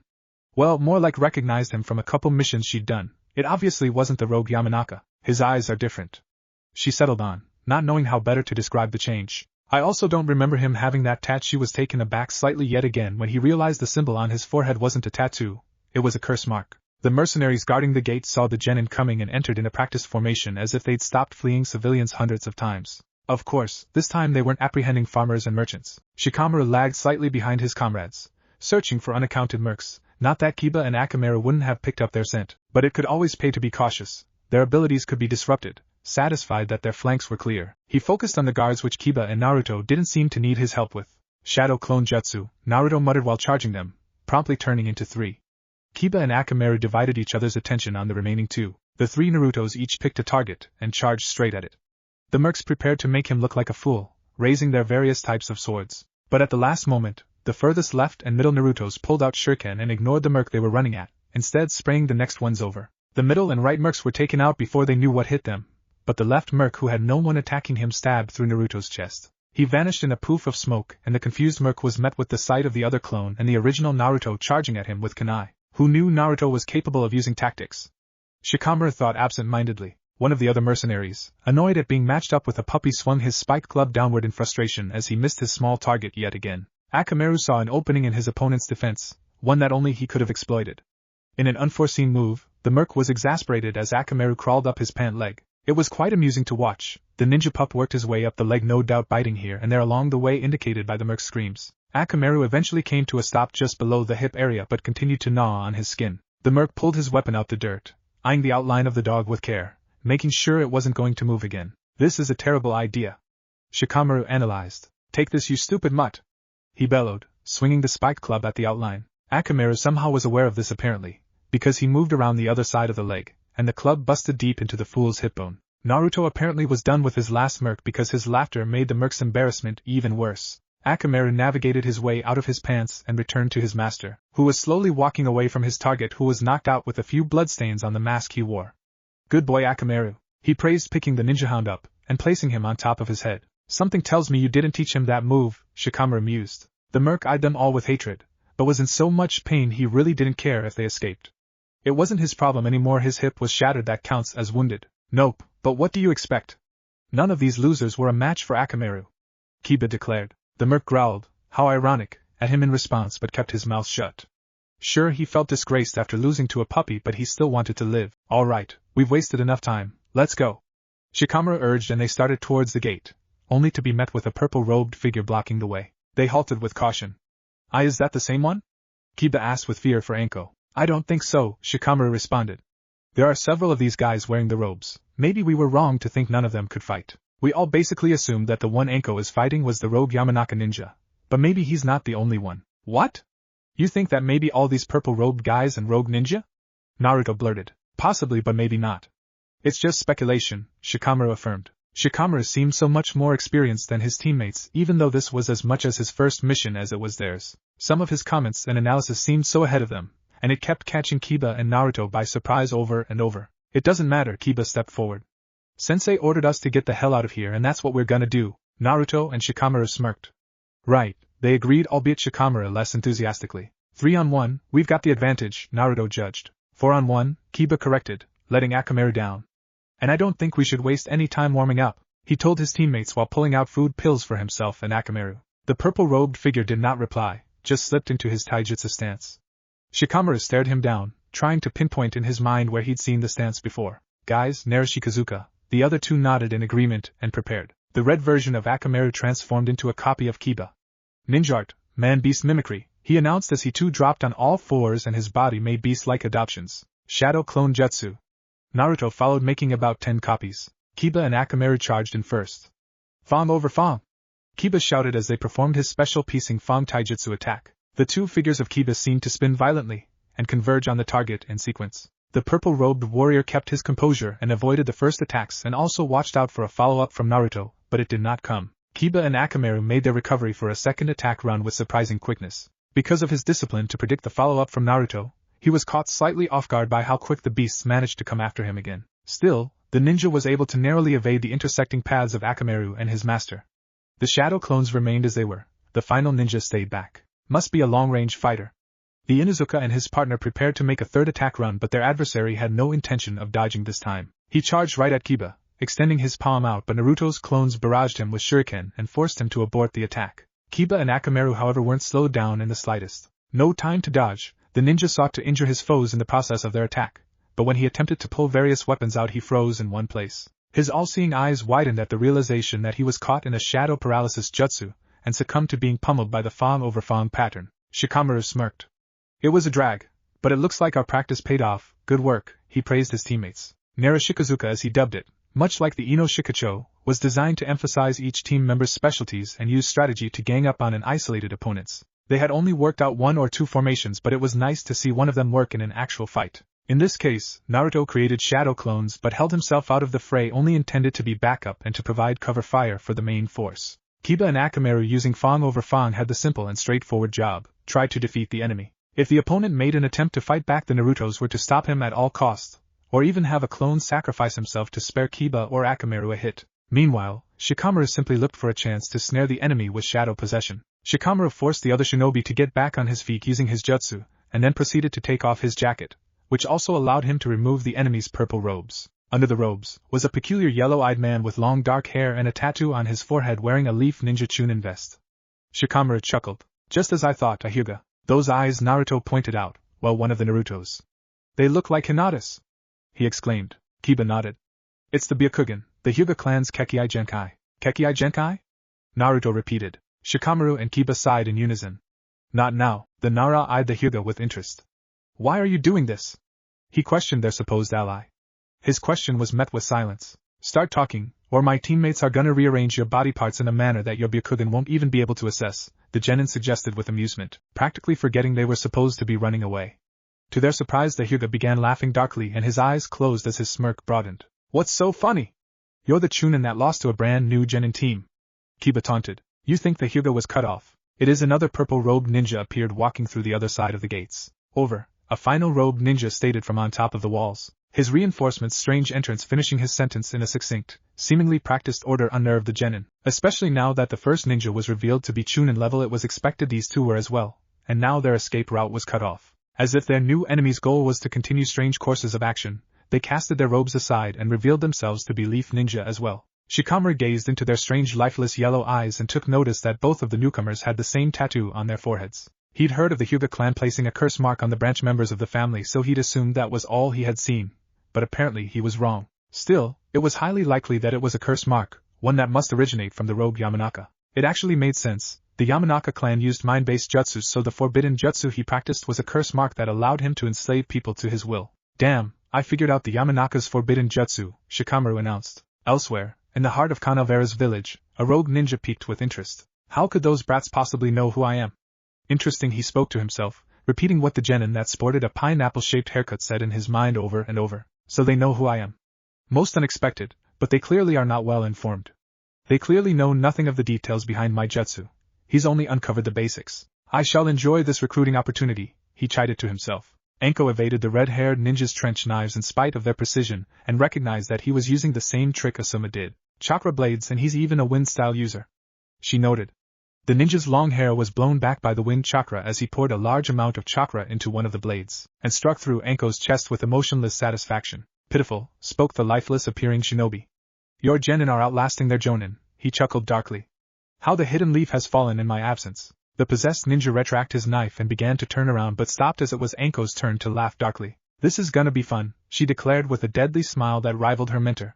Her opponent stared at her emotionless but waited for her to either do something, or die off. With a grunt that actually made the situation sound even more disgusting than it truly was, she threw up a fresh albeit very slimy body. The possessed ninja gazed at the remains of the last body in confusion as it slumped to the ground. I think I understand your jutsu now, she commented, ignoring the slime dripping off of her forehead. That tattoo is actually a curse mark. You captured a missing team of leaf shinobi and branded them with it to bend them to your will. And I'm pretty sure you can hear me right now, you bastard, she stated with a deadly calm. Just know, she continued, that I'm coming for you, and if you kill any of my genin I promise to make this the worst day of your life. She threatened and lashed out at the shinobi before her. The wind-style user fought back valiantly, his master determined to keep the battle close range to limit Anko's opportunity to use jutsu. After all, she displayed fire jutsu which trumped wind, so he didn't have much of a choice other than to pressure her in a war of taijutsu and weapons. Anko saw through the tactics of course, but felt confident in her close-range jutsus, so she played along by exchanging blows and avoiding the wind-powered trench knives. The long-haired slave made a swipe at her midsection with one of the trench knives, but Anko jumped backwards. Striking shadow snakes, she countered, summoning a quartet of snakes through her sleeves, catching the other shinobi off guard and wrapping them around his neck. Unperturbed, the slave sliced right through them with a trench knife, but she capitalized on it as a distraction, nailing him in the face with a kick that sent him flying. Attempting to rise quickly, he was almost too late to notice the volley of shuriken headed his way, but countered, making a few quick hand seals, activating a wind-style jutsu that allowed him to blow a power gust of air through his lips that reflected the shuriken back to their owner, who effortlessly caught each of them between her fingers. Not bad, she admitted. Then almost evilly, but not good enough, she warned, as the sadistic side arose and doing a trademark lick of her lips, extending the tongue more than she normally did. The slave charged at her, obeying the Yamanaka's wish that keep the battle from developing into a long-range one where he was sure to fail. Halfway to his target, a snake shot up from underground and bit an artery in his leg with a vile poison. The smirking Anko lifted her pant leg up slightly, revealing one of her shadow snakes spawned out of her pant leg and tunneled downward for a trap. The cursed shinobi soon passed out, and she withdrew her shadow snake. He should be able to stay alive for an hour or two without being given the antidote, she considered. I can't give it to him now, and risk him being awoken through his curse mark. I have to help my team, if they've even managed to live this long. Anko frowned suddenly. No, he wouldn't kill them, he'd just brand them with curse marks, she realized. Shikamaru struggled back to his feet, highly annoyed. Rather than being able to pick their enemies, they were forced onto the defense. One of the slaves attacked him and freed the Hyuga from his shadow possession. Then, as if knowing it was a massive mismatch for the Nara, he left the Hyuga to fight him, and of course Shikamaru's taijutsu was nothing short of horrendous. When he tried to capture the Hyuga, or at least keep him from getting close, he only managed to burn his chakra out until his reserves were so low he felt that should save what was left for an emergency moment where he may need to save his teammates. But who was he kidding? He wasn't going to save anyone with the gentle fist closing all his tenketsu points. Kiba growled as Akamaru was knocked back into a tree and the transformation jutsu disabled. He appeared knocked out cold. Big mistake, he spat, lunging at the yellow-eyed ninja. Naruto let out a battle cry as he tried his hardest to puncture the possessed Jonin's defenses, but was worse luck than that old pervert had when Anko realized he'd been following her that one time. The enslaved Jonin leader pounded him in the ribs 3 times and launched him away with a powerful kick to the skull. The Yamanaka let out an amused chuckle as he saw through the vision of his slave that Naruto was actually trying to get up again. It was amazing that blow didn't give him a concussion. Naruto clenched his broken ribs in pain and winced at the sight of Kiba being flung into the air by a wind jutsu that sent him skidding across the grass. The ninja was heading over to where he stopped and was going to follow up with a jutsu. Damn it! Naruto cursed, creating a large group of shadow clones. You guys keep this guy busy. Hold him off as long as you can, he ordered them. You can count on us, one of them shouted. Yeah. Believe it, another chorused, and they went on the offensive. Meanwhile the original rushed over to Kiba as fast as he could manage. It seemed like he was actually going to make it in time to interrupt the opposing ninja before he could unleash the lightning jutsu as he dove forward leading in with his shoot, planning to strike him right in the spine. But suddenly, as if somehow knowing the was there, the slave leapt up and Naruto was caught in midair wide open to attack. Instead of striking Kiba, he blasted Naruto with the lightning jutsu electrocuting him profusely. Naruto! Shikamaru shouted from a distance but paid for it heavily as the gentle fist attack plunged at one of his organs, silencing the Nara. He coughed up blood, a lot of blood, and fell down in severe pain. Nighty-night, Nara, the dark voice chuckled through the lightning style using subordinate.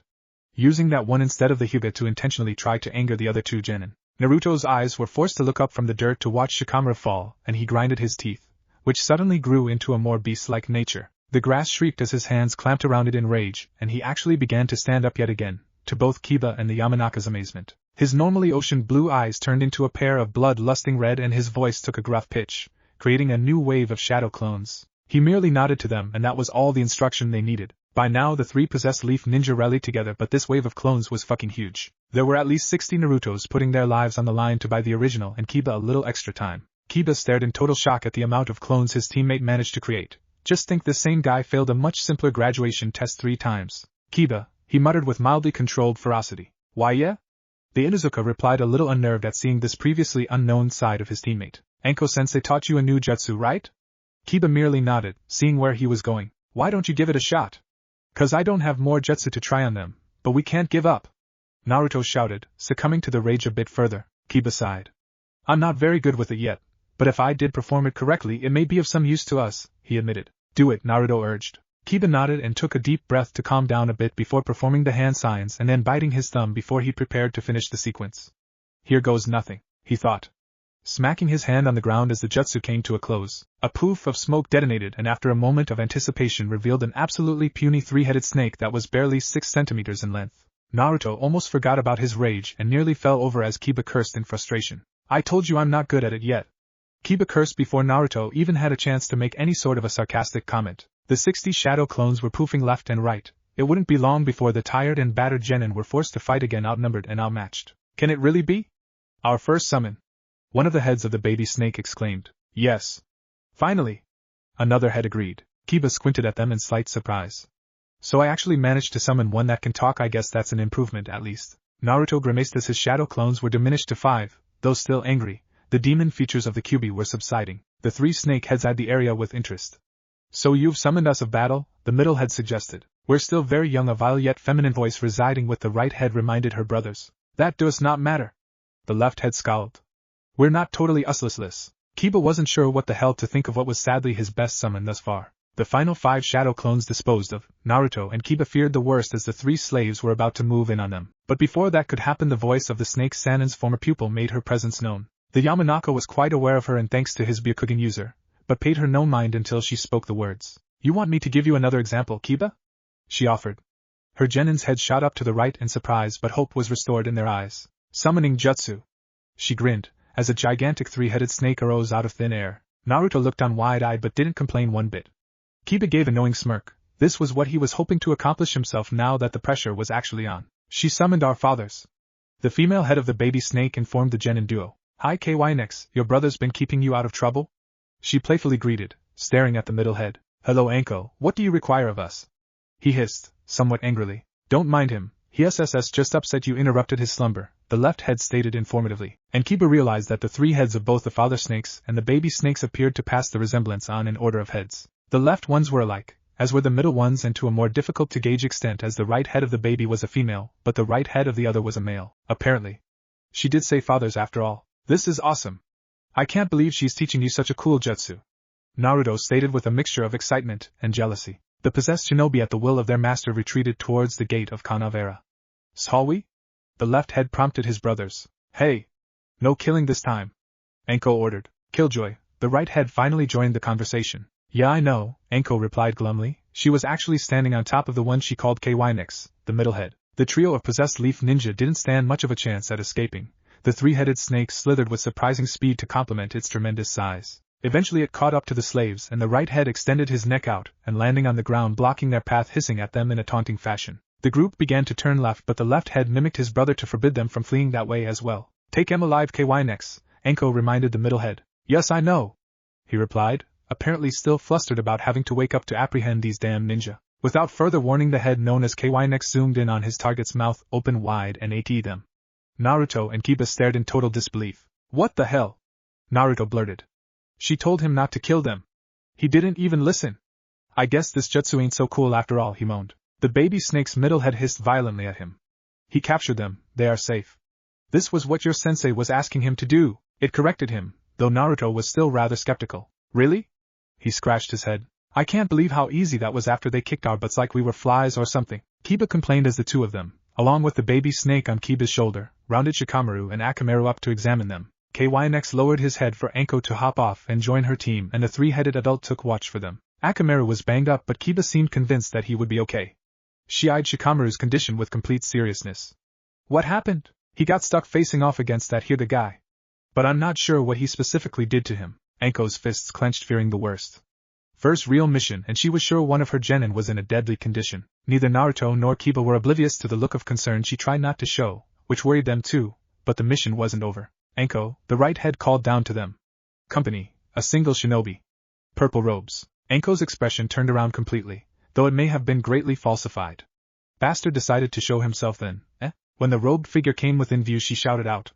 I advise you surrender now. She stopped to paste the sadistic glee on her face.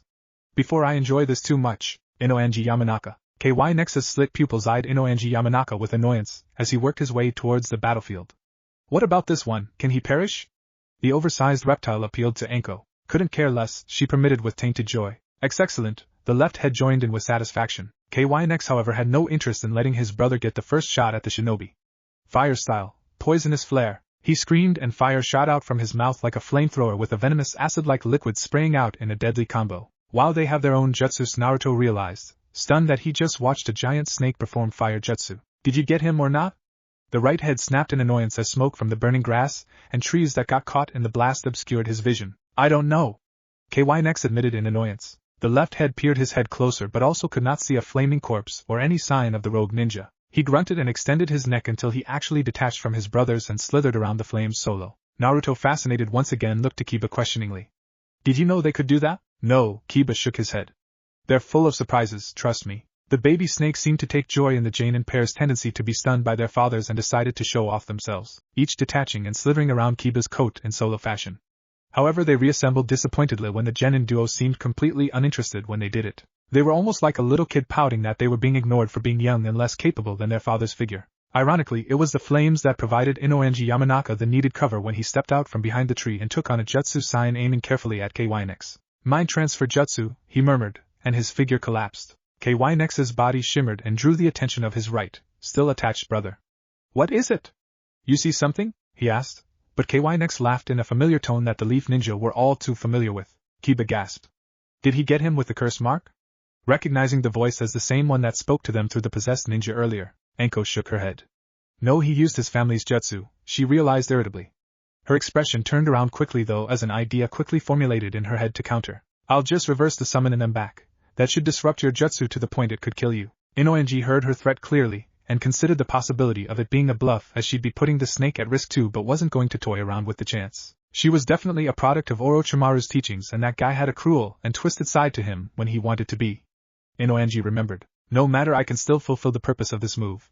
He reminded himself of his objective and proceeded to hurl up the ninja slaves free. Their bodies skidded across the grassy terrain covered in a disgusting slime reminiscent to that of Anko's jutsu when she shed her skin. Inoanji disabled the mind transfer jutsu before the snakes were relieved of their duties in a poof of smoke. Unlike the remnants of his ex-family, his body immediately regained consciousness and he sat up, casually watching Anko slowly approaching the bodies of his slaves. He made a hand sign and reactivated their curse marks, springing them back to consciousness. The yellow eyes of the Yamanaka curse mark jutsu opened their gazes onto Anko as the slimy trio raised back to their feet. The Hyuga activated his Byakugan and Anko's attention was diverted to the sound of victorious laughter coming from the side. Inoanji walked out into the open grinning at the snake Sannin's former pupil. His purple robes discarded, they could now see the rogue ninja was tall as the other Yamanakas they'd seen and had the trademark long blonde hair. A diagonal scar was engraved into the skin surrounding his right eye, which was bizarrely yellow like his slaves, whereas his left eye was normal and similar to Ino's. The Yamanaka curse mark was branded onto his neck, which led Anko to the conclusion that he lost his left eye in battle and was forced to repair himself through a combination of surgery and his own curse mark jutsu. He wore all black attire, his pants being spandex while he had a leather vest around his chain-mail outfit. "Now that I've regained my advantage, I believe we're finished here," he pronounced. "We can do this the easy way or the hard way, ankle, one way or another. I will brand all of you with my curse mark and gain an even stronger foothold over this place," he rambled. "Eventually I will mark or kill every hidden leaf shinobi in the land of fire. It's up to you whether or not your final moments under your own power are painful, or not." "You talk big," Anko sneered. "But what makes you think you could ever take on the whole village?" The rogue snorted and his normal eye rolled at her insinuation. "I never said I could yet. But once I have freed the Ninetales," his voice paused to shoot Naruto a glance, "the Kyuubi and I will make a deal and put all 5 of the great shinobi nations to ruins," he proclaimed. Shock-inspired silence swept Squad 6, and he continued. "I'm sure the Ninetales will be very appreciative. My jutsu will have no problem at all destroying Minato's seal. Each person I mark is linked to my brain," he explained. "My knowledge and mind have become so advanced that I am able to control the actions of all my subordinates and my own at the same time. I can see 4 separate viewpoints, one from each of these 3, he gestured his possessed accomplices. And my own. Of course, with the Byakugan comes an even more impressive gift of vision. To top it off, their knowledge of jutsu is intertwined with my own, and I just can't wait to add your snake jutsus, the Nara Kid's shadow possession, the Inuzuka brat's sense of smell, and well, I already mentioned what I want from Naruto," he finished gloating and smiled deviously. Naruto's fist clenched in disgust and Anko watched, hoping he'd be smart and stay put. "What is he talking about?" Kiba asked, knowing he was missing a piece of information. "Ah," Inoanji mocked. "You didn't tell him? Was that a secret?" "I'm so sorry," he taunted, hoping to draw the Jinchuriki's anger out. Naruto looked down in defeat. The 4th Hokage didn't kill the Kyuubi, it was too powerful. In order to save the village he had to seal it in a newborn baby, and the unfortunate choice of host was me, he confessed. "I am the Ninetales prison." Kiba stared at him with initial disbelief, but thoughts struck him that made him know it to be true. It explained how Naruto was able to generate so many clones, and why he seemed subhuman when the slaves angered him after defeating Shikamaru. The change in his eyes, the teeth, and his voice. It also explained why his minor injuries during training were always gone the next day. He then realized Naruto wasn't expecting a warm reaction to giving this information away. Kiba put a hand on his shoulder. "Don't sweat it," he told him, glaring at Inoanji. "That isn't your fault, and we aren't going to lose to this jerk," the Inuzuka calmly affirmed. "Right," Naruto agreed, relieved by the quick acceptance. "So he can forget about destroying the great shinobi nations. If he can't do that without the Ninetales, then he's out of luck, because I won't lose," Anko chuckled. Her genin were unlike the young teams she'd seen over the years. They were passionate, determined. Okay, that's a stretch for Shikamaru, and she couldn't figure out what it was about them that made her feel like being a Jonin squad leader wasn't going to suck as much as it sounded to her over the last few years. Inoanji snorted. Your genin have balls, Anko. Too bad they chose this line of profession. Maybe they could have made something of themselves." Anko kept her eyes fixated on the enemies while barking orders. "Guard Shikamaru. He's in rough shape, but I doubt it will stop him from rising under the power of the curse mark, so don't let him apply it at any cost." Naruto and Kiba grunted, having not considered that. "Right, but how are you going to fight them all?" Naruto inquired, unconvinced. "Have some faith, kid. If I wasn't capable of facing the pressure when shit hits the fan, I never would have lived long enough to become a Jonin." Kiba shook Akamaru just a tad bit more than lightly. "Come on, boy." Deciding there wasn't much choice, he popped his last food pill into his mouth hopefully. He sighed in relief to see the dog's eyelids lift slowly. "Sorry, Akamaru," he told him, patting his head. "But we need your help." "Man, even I'm getting kind of low on chakra," Naruto complained as he made 3 shadow clones to make a stronger defense around his downed teammate. Inoenji silently dispatched his Hyuga slave to a somewhat distant location, with intent of keeping his prized eyes safe from Enko's attacks, ensuring that he would be able to rely on the visual Kekkei Genkai. Without further warning, his 2 other slaves charged the enemy, one headed towards Enko, and the other towards the genin and ninja hound on guard duty. "Where do you think you're going?" Enko snapped, shooting a flurry of chains through her sleeve, grabbing the slave that avoided her by the throat. Her other hand blocked a few strikes with her kunai from the other possessed ninja and swept his legs. The captured one caught her off guard, however, as Inoenji's voice spoke through him. 8 trigrams, 64 palms, he declared, and his hands attacked in nothing more than a blur, making contact with the chains rapidly until her grip around him collapsed. The chains transformed, revealing that they were actually venomous snakes. "Thanks to the Byakugan, it will be a lot harder to deceive me with a trick like that," Inoenji spoke through the slave. "That was a Hyuga technique he used," she noted. "Great, he has a viewpoint from every body he possesses, and can spread their techniques out through any of them. In theory, we're fighting prototypes of Ultimate Ninja. At least he doesn't have the Sharingan." Inoenji smirked at Enko's confusion. "I told you already, I know their jutsu.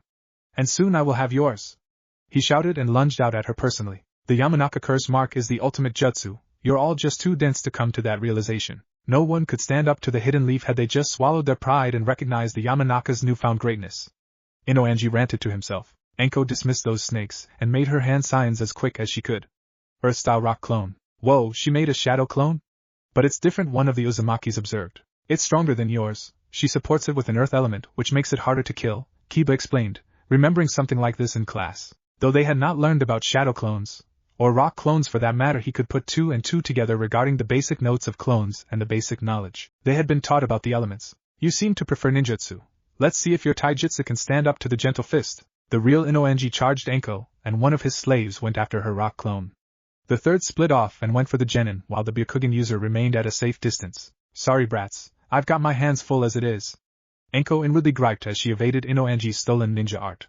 You'll have to hold your own. His open palms lashed out with perfect mimicry of the Hyuga clan members that Enko had sparred against on a couple occasions years ago. Thankfully, she could recognize the movements well enough to avoid or block most attacks without actually allowing the Yamanaka to close chakra points. Still, she knew that she wouldn't be able to keep this up forever. Her rock clone was faring well too, but she was at a greater risk being made of nothing but chakra with earth reinforcement to it. The clone would not last. Enko began to see the pattern in his movements and began to knock the initial rust off of her strategy against the gentle fist user. She had only sparred before, and that was as a favor to prepare her for the possibility that she had to fight a Hyuga in the Chunin exams, which never happened, but it would appear those spars would come in handy several years later. She sidestepped a palm aimed at her chest and countered with a kick her opponent should not have been able to avoid due to his exposure from his own attack, but somehow he was able to twist out of the way awkwardly as he managed to predict the movement. She proceeded her advantage while his defense was in an inadequate stance, but to her annoyance he somehow avoiding every strike she threw at him, no matter how improbable it seemed. He wasn't blocking, he was dodging in spite of being in very bad position. After evading over 12 strikes, Enko just stopped and glared at him. He steadied himself in a more proper position and just smirked at her. I know he has the Byakugan helping him, but no Hyuga that I've ever seen is that invincible, especially when caught out of form. Besides, the Byakugan doesn't gift its user with the ability to read, predict and copy their enemies' attacks like the Sharingan. The rock clone shrieked as a palm flashed through her defense, and nailed her in the heart, dispelling the chakra and killing it. Enko considered the situation, and remembered a story Orochimaru had told her when she was just a genin. The Sharingan and Byakugan were exemplary visual jutsu, but there was a third, known as the Rinnegan. It was thought to be nothing more than a myth by many, but Orochimaru claimed it actually existed, and that he had seen a child that possessed it. One of the abilities he told her about was that using either chakra receivers or a cloning jutsu, a Rinnegan user could see what all of his counterparts saw, which eliminated blind spots in battle. Obviously, this was not the Rinnegan, but the ability seemed to fit the description. Inoenji eliminated any chance of having a blind spot, and by keeping his Byakugan user out of the battle, he can focus the Kekkei Genkai solely on analyzing our attacks, making it far easier to defend himself. With the rock clone eliminated, the slave joined his master confronting the Leaf Jonin. I have to stop fighting on his terms. The best way to do that is to take away his greatest asset. She strategized silently, glancing off to the most distant possessed ninja. The rogue's final slave's role was to dispatch the genin without killing them, which was no problem since Inoenji was basically all of them at the same time. He was too careful to kill any of his prizes off, especially the Kyubi. Kiba, one of the Narutos, beckoned. This is the guy you were fighting. What does he like to do? Like you already saw, he can use wind and lightning style chakra. He's also dangerous taijutsu threat, and likes to throw Saban needles, he quickly relayed. Inoenji channeled his dark laughter through the slave yet again. Bravo for your observation, boy. As a reward, I'm going to turn it up a notch. Why don't you just shut up for once? One of the Narutos shot back. The yellow eyes of the curse-marked jutsu didn't even flicker as he chuckled in response, reaching for the Saban needles Kiba mentioned. This body has fallen out of the Byakugan's range. That snake bitch may have been luring the battle that way to force me into sending him further back, thus making things less impossible on her genin. No matter, there is no way to genin. A couple shadow clones and a mud are going to keep up with my jonin level subordinate. Inoenji determined. The genin drew their kunai in response to the sight of Saban needles, but Inoenji's slave barely acknowledged their attempt at defense. He launched the first volley of Saban, and watched all of them get deflected or dodged by each of his targets, just as he expected. He nodded. Very good, now let's see you try this weapon's art. Wind-style Saban, he announced, launching volley number 2. This time the Saban needles were fueled with wind chakra and were propelled seemingly twice as fast. One of Naruto's clones avoided them all, but the other two died. The original Naruto and Kiba as well suffered one strike and winced at the additional power behind them. Akamaru's small size played its advantage out, and he was unscathed. The slave reached into a pouch to bring more Saban needles out for another volley, delighted by their resilience. Lightning-style senbons, he revealed as they left his fingers. This time, none of them could even track the speed at which they were thrown. Kiba and Naruto both found themselves smothered by Saban and collapsed. The clone died, and even Akamaru was struck that time and laid down in agony. Those needles didn't hurt as bad as the wind Saban, but they were impossibly fast, Kiba considered.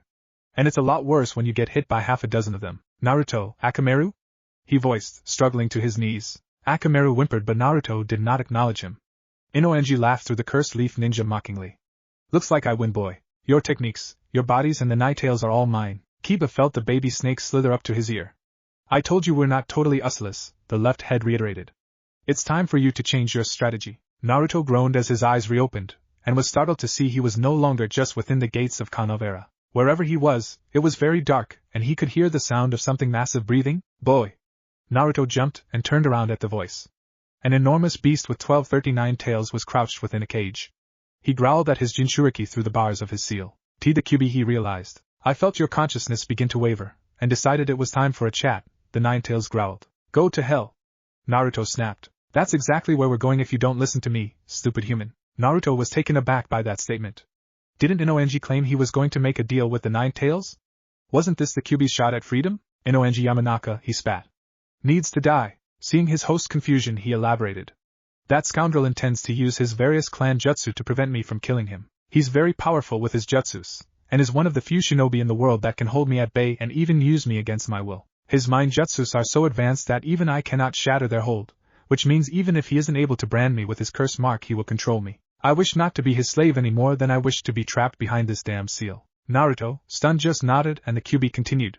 You do not care about what I want, and that is fine. Just know that for him to get to me, you will certainly die. So both of us are at stake here. Okay, Naruto conceded the point. What do you want? Let me have a small bit more access to your chakra network. I need to make a full use of my healing powers. Then I want you to try and fall into one of his mind jutsu, so I can interfere with him. I may be able to kill him internally. Naruto hesitated, unsure that allowing him more access was a good idea. The Kyuubi growled. Idiot, do it. If I do not accelerate my healing power for you, we're both fucked. Kiba had to admit the snake's plan might actually work as he blocked a few taijutsu attacks from the Jonin slave. Needless to say, his ability to defend himself against this opponent was extremely limited as the possessed ninja managed to break his guard and surprise him with a change-up, from normal taijutsu to gentle fist. One touch to his stomach and the Inuzuka froze in place. Blood splurged out of his mouth, and he felt a hand clench around his throat. Yamanaka art. Cursey, he was abruptly cut off as Kiba yanked a kunai out of his back pocket and slammed it into the slave's arm. Inoenji's voice chuckled at his futile attempt to do harm. You actually caught me by surprise, he admitted. But don't you think there were more effective places to target? He taunted. The corners of Kiba's lips lifted into a smile. No, the artery is perfect. Oh? The slave queried. What am I going to do? Bleed out before I can brand all of you, Kiba snorted. You bragged about all your mental superiority and how you're able to control all these bodies at once because your brain is so attuned. Why don't you figure it out yourself? He mocked. Just as he said that, his grip around Kiba began to loosen. What did he do? Inoenji considered, somewhat alarmed now. It doesn't matter, I'll curse them now. He started the curse mark jutsu again, but Kiba resisted and broke out of his grip. The slave's movements were extremely slowed. He drugged me? How? He thought as the body fell to its knees. Inoenji pulled the kunai out of his arm and examined it closely. Poison, the rogue spoke up, unamused. Snake poison, a smirking Kiba corrected, and the three-headed baby snake revealed itself slithering across his shoulder. I probably took a play out of Enko-sensei's playbook, but you weren't expecting that one from me. I'm not so subtle. Inoenji reached for Lightning Saban and fumbled around with his hand in the pouch, but that body had enough and dropped its face into the grass unconscious. Inoenji smiled as his gentle fist attack blasted Enko in a critical location, but it faded as her entire body burst into flames and his hand as with it. The fire escalated up his arm and worked its way to his head. Release! He shouted. Rotation, he immediately added, performing the Hyuga clan's heavenly spin, sending her skidding across the grass before her foot could collide with his face. Inoenji looked down at her with contempt as she quickly regained her composure.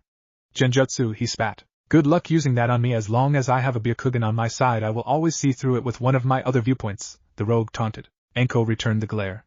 At least I'm not robbing people of their talents to make up for my own lack thereof. You can never begin to understand. He paused for a moment, and laughed quietly. It seems your genin are more impressive than I gave credit for. They defeated one of my subordinates, he admitted, drawing a proud smirk from Enko. Too bad their jonin instructor was less crafty, he mocked as both he and his other slave converged on the former Snake Sannin apprentice. Deciding he wanted to end it for good, he positioned both his own body and his subordinates side by side, moving in for his own version of a Hyuga clan special. 8 trigrams, 256 palms.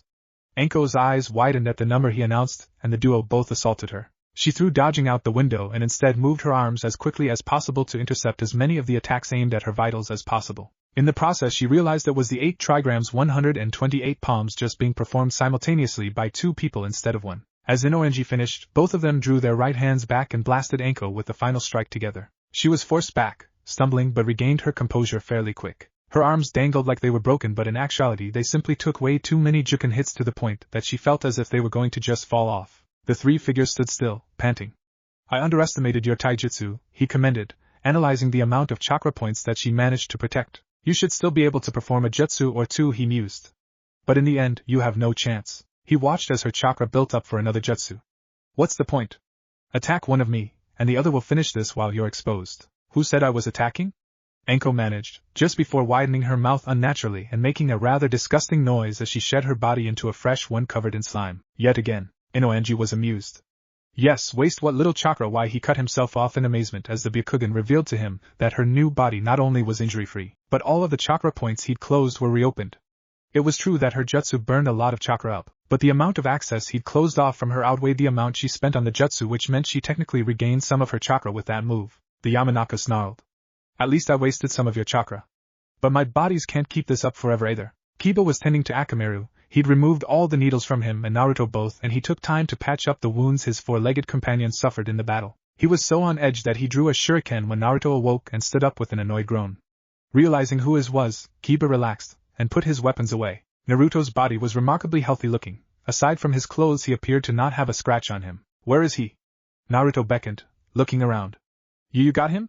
Kiba shot him a thumbs up and Naruto barely held back a cheer. Good job. You gonna tell me how you did it? These little guys caught him by surprise, he answered, gesturing the baby snake. Seriously, Naruto stated skeptically. Do not underestimate us. The left head excitedly demanded. We covered one of Kiba's kunai with poison and directed him where to strike him, the right head elaborated in her much more feminine voice. The middle head sighed. So are we going to stay on the sidelines? Or do you want to help Mistress Anko? Mistress? Naruto repeated with a raised eyebrow. It is what our fathers refer to her as, the right head replied. They are her favorite susamun, the left head added. Letting it drop, Naruto turned to Kiba. What do you think? He hesitated. Have a plan to try out, he offered, not wanting to discuss the fact the Nine-Tails reached out to him. Kiba nodded. We shouldn't leave this all up to Sensei. She's great, but this guy is something else. He can mix and match their powers and everything. It seems like the only limit is he has to stick to each of his cursed ninja's natural chakra affinities. Chakra affinity? That sounds way over my head. If you plan on helping Anko-sensei, I'm in too, he assured, creating a few shadow clones. Guard Shikamaru and Akamaru, the original ordered. Anko rolled away from a fire-style jutsu from the slave and narrowly redirected the rogue ninja's path away from her with a shuriken volley. Down to 2 kunai, no shuriken, a few paper bombs. She mentally noted. After evading her attack, Inoenji charged at her again, his slave coming at her from the other side. Let's see you pull off the same resolution twice. 8 trigrams, 256 palms. He opted to try again. 4 palms. Both voiced but aborted the attack as the Byakugan detected they had been fooled. The body previously thought to be Anko transformed into a log as both figures turned around and ran after the real Anko, who was being tracked by the Byakugan without effort. She's heading out of its range. I'll have to bring the Hyuga into a distant pursuit. The Yamanaka countered. Anko retreated outside of the gates, drawing them into the forest. She knew as long as he possessed the visual aid of the Byakugan she would not find any useful cover, but she could definitely try to use terrain to her advantage. She leapt branch to branch, Inoenji and his slaves in full pursuit. Inoenji rolled his eyes. Where the hell are you going? You can't get away, you can't set up a trap that I won't detect, and won't be able to hide either. Quit delaying the inevitable. The genin are following us now, he noted. Anko made a pair of shadow clones and the trio of snake users split up, forcing an annoyed Inoenji to grumble. I always know which one is you, fool! He shouted, his group continuing pursuit of the original. The chase lasted another 3 minutes before Anko turned to face her enemies. As Inoenji prepared to charge in, he left the Hyuga slightly behind, halting on a branch while he and the other slave moved in after Anko again. Inoenji watched meticulously through his Byakugan user as the 2 shadow clones reappeared within the branches looking to flank him. All 3 Ankos held a pair of kunai with strings attached to them as well as a paper bomb on each. Before Inoenji could counteract, all 3 of them released the weapons, forcing Inoenji and his slave to halt in the middle of a triangular web of the string-attached kunai. I suggest you don't break the strings, Anko warned. They are the only thing my chakra is using to stop them from exploding. Curse her. How do I keep allowing her to surprise me like this? I'm too smart to keep playing into her hands when I have the advantage in the first place. He inwardly ranted, a vein showing on his forehead. He sighed to calm himself and assess the situation. Okay, he thought. This was all by design. She created the shadow clones and dispersed into 3. I made the mistake of thinking it was a diversionary tactic to try and draw us towards the wrong one or divide us. But no, she took the Byakugan into account after all. She split into 3 so she could more easily assemble into a good position for an ambush at a place she must have remembered from their trip before arriving at the gates in Canalvera. Well calculated. He silently praised. If you so much budge you're going to die. Surrender now. Start by releasing those ninja from your curse-marked jutsu. If you try to escape I'll blow you up and that will free them from it anyway. Although the ninja beside you would be sacrificed, she frowned. Kiba and Naruto had caught up and were watching, intensely waiting to see what would happen. Wow, Enko-sensei's got him. I don't think he can get away, Naruto whispered. The Hyuga slave was not caught in the trap, everyone knew. But Inoenji wasn't stupid enough to send him charging, and it would only tempt the Leaf Jonin to detonate her trap. Inoenji studied the strings carefully, and confirmed via the Byakugan that she was telling the truth. She was using chakra to keep the bombs from detonating, but if she wanted she could reverse the effect and accelerate the explosion instantaneously. Inoenji smirked. Well done, but you'll eventually run out of chakra. I will escape because you don't want my subordinate and ninja of your village to die just to kill me. I call your bluff. The 3 Anko's expressions changed to a far more intimidating ones, showing a daring smile. I assure you, if my chakra almost runs out because you're too stupid to comply to my terms, I'll blow you up to ensure the safety of my team. Inoenji's confidence began to dwindle, and he racked his brain for other ideas. The Hyuga. He remembered. Let's try something subtle. Naruto and Kiba turned to the Hyuga slave as he made a hand sign and muttered, Mind Transfer Jutsu, while aiming at one of Anko's clones. The possessed leaf ninja's body free fell off of its branch unconscious. What the hell? Naruto voiced. Anko's clone twitched awkwardly and her facial expression changed completely. Kiba then remembered when Inoenji managed to enter Kynex's mind and what was happening began to formulate in his mind. Naruto also figured it out. He took over the shadow clone to give him a direction to run where he could prevent the detonation. Anko knew full well what he was doing and cursed loudly as she and the other clone tried to detonate. Inoenji and his remaining slave began to retreat towards the side that he had assumed control of, but there was one thing he hadn't counted on. 4 shurikens soared through the darkness of the night, and struck the strings Inoenji was in control of, and his mouth widened as his supposed escape route exploded, pushing him into the other 2 explosions, engulfing him and the unfortunate cursed leaf ninja completely, killing them both within seconds. The shadow clone Inoenji had taken over dispelled, and Anko released the chakra containing the other one as well, sighing in relief and despair for the ninja they couldn't save. Naruto, that was brilliant! I can't believe I didn't realize that, Kiba complimented. Yeah. We got him. Believe it. He celebrated, and Anko realized her genin didn't know that all of the ninja possessed with the curse mark could be freed and that with his death, the mark should vanish, which meant that their stunt also killed an ally. She chose not to rain on their parade though. It had to be done no matter what. If they held anything back, Inoenji would have no doubt won this battle and claimed them all, and she didn't even want to think about what he could have done with the Kyuubi at his side. Anko-sensei. Are you alright? Kiba called out to her. I'm fine. She shouted back. Rally all the bodies up and get Shikamaru some help ASAP. She commanded. The celebrative attitude dissipated from their faces at the reminder of the shape their comrade fell in early in the battle. Sakura rested against a tree watching Sasuke go through weapons practice, barely acknowledging she was even there. Ino normally competed with her for Sasuke's attention, and the 2 of them would try to outdo one another, repeatedly training hard along with Sasuke. But since Ino didn't show up for this session, she decided to just relax and watch her beloved. Occasionally she glanced around, half expecting Ino to show, but she knew it was unlikely after word got out about Anko's team killing a rogue ninja from her clan. Apparently it was a big deal, and as a member of the Yamanaka clan she would join her family to visit Shikamaru, who was hospitalized the moment they made it back to the village. She didn't want to see Ino, but it would be wrong for her not to try and see the Nara just to avoid her annoying teammate. Hey Sasuke, how about we take a break? We should really go see how Shikamaru's doing. What do you mean we? Sasuke grunted angrily. Sakura, caught by surprise at his fury, jumped slightly. You aren't doing anything, you're just gawking at me like some kind of idiot. You want to waste your time instead of training, then just go. Leave me out of it, idiot. Echoed through her head, stinging her like an entire beehive converging on her at once. She held back her temptation to tear up and walked away without another word. Why is he so mad? She considered as she walked out the training area.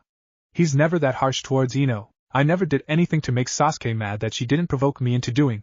She seethed. She found herself walking in the direction of the hospital without even thinking about it, and thought about what else he had said. How is checking on a badly injured comrade wasting time? She sighed. Sasuke, why do you bottle everything up? How am I supposed to know what's bothering you? She muttered quietly to herself as she walked. Good morning, Sakura, Kakashi greeted, little orange book in hand as per usual. Snapped out of her thoughts, she looked up and faked a smile. Hello Kakashi-sensei, she greeted. Why don't you put that stupid book away when you talk to people? It's rude. Inner Sakura screamed at him. I dropped in by the training grounds. I was surprised to see you weren't there, he commented. I just left to see how Shikamaru's feeling. Oh, he replied. Sasuke didn't mention it. I asked if he wanted to come but he wasn't interested. He watched her change in facial expression though his peripheral. He didn't even mention it. Inner Sakura raged yet again. Of course, I guess if you were there you probably asked him yourself, so I was just bothering him, the jonin figured. Sakura nodded. Yeah, probably, she agreed. He was pretty irritable today. Kakashi decided to drop the subject as they reached the main doors to the hospital. They entered the lobby, and he begrudgingly closed his book and put it away before addressing the desk clerks. Hi, we're here to see Shikamaru Nara. Shikamaru Nara hasn't yet awoken, sir. You are welcome to wait for him if you like, but it is my understanding that the room itself is off limits. You'll have to wait in the hall. There are others already there devoting hours out of their day. Kakashi was surprised at hearing he was still asleep but nodded. Thank you, and where is this room? 3rd floor, room 313, the clerk replied. He nodded and they walked towards the stairs. He's not awake, what happened to him? Sakura wondered. I bet this is somehow Naruto's fault. Inner Sakura asserted. When the two representatives of Team 7 made it to the 3rd floor, it didn't take them long to spot a few familiar faces. Anko Mitarashi sat in a chair eating a bowl of soup. Next to her was Kiba Inuzuka, stroking Akamaru's fur in his lap, and slumped up against the wall sitting on the floor was the unmistakable Naruto Uzumaki, who was surprisingly doing nothing at all, despite his tendency to be the guy that can't stay still. Two others stood off to the side. It was Choji, and what Sakura quickly realized was his father based on their resemblance. Hello Kakashi, Choza Akimichi greeted warmly. Kakashi returned his smile. It's been a while, Choza. I wish it were under better circumstances. Choza nodded. Indeed, he agreed sadly. The doctors think he's going to be okay, Choji inputted. He will be, Anko affirmed. He knows what I'll do to him if he isn't. It will be a lot more painful than what he's going through now. She boasted in a mock threat, though the excitement her voice normally carried was tainted. Kakashi and Choza chuckled slightly at her attempt to lighten the mood, but Naruto and Kiba seemed less than certain that she was just joking. Hey Sakura, Choji greeted, realizing no one had acknowledged her presence. Hi Choji, she turned to her other classmates. Kiba Naruto. Hey, Kiba greeted glumly. Naruto surprisingly didn't even reply. Anko noticed it too. She was fully aware of his interest in the pink-hair kunoichi, but Naruto had shown no interest in conversation through the entire duration of the wait. He had told her about the Kyuubi talking to him. Between that and having a teammate get put in this critical condition completely overrode his usual demeanor. She may need to keep her eye on him and settle him down. Still, it was immensely surprising that he showed no desire to talk to Sakura. Where's Shikaku? Kakashi inquired, realizing the absence of the Nara clan leader. He's on a mission, Choza answered. Inoichi is trying to keep Yoshino, saying they'll be over here again soon. They went out for food. Yoshino? Sakura repeated. Shikamaru's mother. Kakashi filled her in kindly. Sakura began nervously. Does that mean Ino will be here too? Choza nodded and Kakashi gave her a reassuring glance as if to say, don't worry. I'm sure she won't do anything to embarrass her father in a time like this to pick a fight with you. So, Kakashi changed the subject for her sake. Do you guys mind telling us about your mission? I'm curious to hear how you wound up in combat against Inoanji Yamanaka during a C-rank mission. Anko sat her bowl on the floor having finished the soup and slouched a bit in her chair. Yeah, sure. She told them the entire story, leaving out the details surrounding Naruto and Ninetales of course. Throughout the story, Kiba joined in with a few words here and there, making sure she didn't forget anything. Plus Anko wasn't there while him and Naruto faced the Senbon user. When they described the end of the battle when Naruto's shuriken cut the wires that got Inoanji killed, Sakura looked down at him in amazement. Everything that she'd known him for was the opposite of something like that. Anko wrapped up their story by explaining that Shikamaru couldn't get the help he needed in Kanavera because his condition became so dire that he needed medical ninjutsu, which Kakashi then had to explain and define to all of the present genin, though Naruto didn't pay it any attention. Then she finished their tale by filling in the blanks regarding the surviving ninja they freed of the curse mark and how they left a snake behind to relay the answers to them, and instructions to return to the hidden leaf after leaving them in a hospital back in Kanavera. What I don't get is why Inoanji masked his organization as a religious cult, Kakashi mused. We never figured that out either, but I haven't really paid it much mind, Anko replied. Her eyebrows narrowed as she added. There are some details of what he said that I can't talk about here though. I understand, the former ANBU captain nodded. The group decided to change the subject and conversed amongst themselves. Kiba began to talk more than he had in the beginning, starting to snap out of his mood. Naruto, however, just continued to stare at the door emotionless. He did not fidget, and did not speak a word for another 15 minutes, and Sakura noticed. Naruto, she prodded against her better judgment, knowing how he felt about her, and how annoying he'd been in the past. Going out of her way to cheer him up was probably a bad idea, but he was acting so un-Naruto-like that it was more annoying than he ever had been before. Naruto! She repeated somewhat loudly and jarred him out of his trance. He looked around confusingly. As Sakura? He stated, as if just noticing she was there. Their group fell silent to observe the genin. Naruto looked from one person to the next, He remembered Choza and Choji being there, but Inoichi, Ino and Yoshino were all absent from the room. Enko, Kiba and Akamaru of course hadn't moved, but when did Sakura and her sensei, what was his name, arrive? Deciding not to look like a fool in front of his old classmates, he swallowed his pride and brushed off his sense of being lost, and stood up. I'm going to use the restroom, I'll be right back, Enko whispered in Kiba's ear, and he too stood up. Akamaru and I are going to go for a quick walk, stretch our legs out a bit, be right back. Who's he fooling? Inner Sakura shouted. Naruto, Kiba called, approaching him just as he started to walk downstairs. The annoyed blonde turned around to face his Inuzuka teammate and his companion. What? He snapped. Following me around because sensei asked you to? Well, go back and tell sensei I said she can take whatever sarcastic comment she has and shove it up her. Shut up, she didn't tell me to say anything. Kiba interrupted. We all saw that you weren't acting right, and she just wanted me to make sure you got to wherever you're going without passing out or something. I already said I'm going to the bathroom, he reiterated. She want you to hold it for me? Kiba's face turned so red in anger that his burned. I should beat the crap out of you for saying that, you jerk. Enko-sensei is watching out for you and this is your response? You're so damn immature. Go back to the academy. Naruto's face hardened. Yeah, I figured you'd like that. I knew you guys wouldn't like me being assigned to your team, and I've been wondering when you'd say it to my face. Kiba scoffed at him but relaxed a bit before chuckling. What's so funny? Naruto queried. You're right. I wasn't happy at first, but that doesn't matter. Seeing that Naruto continued to glare, he decided to just elaborate without further restraint. You were nothing, a class clown and a total loser. Naruto's fury rose and looked like he was ready to attack his fellow squad mate. And I don't know what happened to you, or where you learned that shadow clone jutsu, but ever since then you've proven you're not incompetent. You're a part of Team 6, my team. Shikamaru sees you're different now too, I'm sure. If you can accept that, how I felt about you in the academy days is the past, and this is the now, we can move on and along. With Shikamaru and Akamaru here become the greatest team the Hidden Leaf's ever seen. Enko was taught by one of the legendary Sannin. I think our goal should be to surpass their greatness. His expression changed to a frown as he finished his proclamation. That can't ever happen if you don't move on and just accept that we all got to get along. Not just on missions but outside as well. If you've grown at all as a person behind those jutsu, then you know I'm right, Kiba finished. Naruto processed all of what he said and slowly nodded. Alright, fine, I'll stop acting like I'm just being tolerated and not really a part of the team. I admit I haven't spent much time at all with you or Shikamaru since the team was formed. And you're probably right that we can't ascend to a new level if we don't try harder. If I don't try harder. A team is like a pack, Kiba analogized. We can't just tolerate each other, we need to become friends. Naruto's eyes widened somewhat.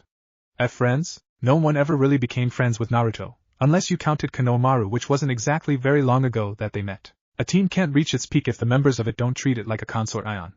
Shikamaru is pretty neutral to both of us, so it all depends on you and I getting along. It's up to you to help me make that happen. Naruto nodded. Right, friends it is then, he asserted, determined not to drag down the team's ceiling, and though he didn't admit it to himself, he felt a twinge of excitement at the idea. Kiba smirked. Now friends usually explain why they're acting so strangely that their sensei orders his teammate to follow him, he prodded. Is it because of Shikamaru? Or the he offered hesitantly. Naruto sighed. Come on, let's grab something to eat and I'll tell you. Billboard brow. I know pig. Kakashi felt like curling into a ball and dying. His two present pupils cared so little about how bad they looked doing this in a delicate time in front of not only some of their friends but some of Kakashi's. It was so embarrassing to him that he felt like pulling kunai out and threatening to go out and hurt Sasuke to shut them up. Wait a minute, Sasuke, that's it. Oh look, it's Sasuke. What? Where? Sakura stammered, peering down the hall. Ino pulled a mirror out instantly. Oh my god, does my hair look right? Kakashi rolled his visible eye in dismay that this was what he had to deal with regularly. Enko seemed amused by the entire scene and laughed quietly as the two genin realized the Uchiha was not there and turned on their mentor. Inoichi watched on, wondering if there was any chance Ino would get a hold of herself before this whole situation disgraced him. Choji looked to Choza, who merely shook his head as if to say it's Kakashi's problem, don't make it your own. Inoichi finally had enough and pulled Ino away, quietly scolding her. Before Kakashi could reprimand Sakura, she began to walk away. I'll be right back, Kakashi-sensei, I need to use the restroom, she lied. Kakashi didn't believe her but nodded in acceptance. I can't believe the nerve of her, she ranted. Next time we do taijutsu training I'm going to leave a bruise on her face so big Sasuke won't even want to look at her. Inner Sakura proclaimed with fiery determination to enact vengeance. Hey! Sakura! A familiar voice shook her from her thoughts, waving as two figures were walking in the opposite direction of the hall. Naruto, she remarked simply, seeing that he was back to normal. You wanted to tell me something? He asked, remembering that she was the one who dragged him out of his trance earlier. Oh, she realized what he was getting at. It's nothing. Forget about it, she offered, hoping to slip away right then. All right, well, I was also wondering if you were free tomorrow night, he stopped as she brushed past them, not even listening to his offer. Kiba snickered, which drew Naruto's attention away from the fleeing kunoichi. Hey, what's so funny? I thought you wanted to be friends, remember? Kiba shrugged. That doesn't mean I can't laugh at your expense every time you waste your breath asking her out. Naruto's grumbles fell on deaf ears as they finished walking to the others outside Shikamaru's room. He still hasn't woke up yet? Kiba asked, already knowing the answer. Yoshino looked away, trying to contain the tears. It probably won't be long, Anko anticipated. How can you know? Inoichi asked. Anko shrugged. Just a hunch, I guess, she waved off. Anyways, where in the hell have you two been? Lunch, Naruto provided. Anko faked being hurt. One of my genin is in the hospital, and the other two left me here to have lunch without offering me to join them. They really don't give a damn, do they? Naruto scratched the back of his head awkwardly, and both of them attempted to scramble up a response but were fortunately saved by the interruption of 3 more ninja behind them. Hey guys. Choji greeted, happy they showed up after all. He insisted on being there for Shikamaru immediately. He was his best friend, but his team still had to train before joining him. Naruto and Kiba turned around, inwardly grateful that they were spared from the spotlight Anko shined on them. A man clad in a jonin uniform they'd seen around before, with long brown hair and a do-rag over it with a saban needle sticking out of his mouth, playing with it between his teeth, along with Choji's teammates Hinata and Shino, who they were much more familiar with. Hi Choji and well, everyone, Hinata quietly greeted, and stole a quick glance at Naruto without him noticing and looked at the ground. Hello, Shino stated, not really showing any gesture whether he meant Choji or everyone, but no one bothered to try and figure it out. Choji's expression turned a 180. Sorry for skipping out on practice, Gama-sensei. Don't be ashamed, kid. We understand, replied the Jonin, visibly relieving Choji with the simple understanding. Why does my team have to be so screwed up when both of their teams are so well behaved? Even that Naruto kid hasn't done anything exuberant or stupid. But my team, Ino and Sakura, gave a live show of what they do during practice and our missions day after day. And Sasuke? He's a self-absorbed fool that has no regard for anyone. Kakashi considered silently. So the gang's all here, Kiba noticed. Aside from Sasuke, that is, he corrected himself. Naruto looked away. Who cares, he muttered to himself. Shino glanced around, observing the group. What of Sakura? He asked blandly. She should be back in a minute, Kakashi supplied. I see, he stated emotionlessly. Well, he hasn't gotten any weirder at least, nor is she any less shy. Kiba thought to himself. Shikamaru had been awake for 15 minutes, but his eyes remained locked shut. He had heard the conversing outside in the hall, and wanted to know who was there before he openly let anyone see he regained consciousness. He knew he was in the hospital, but not for how long or why. But most importantly, he heard Ino and Sakura yelling, which meant he really didn't want to go out there right now. Man, there's a lot of people out there now.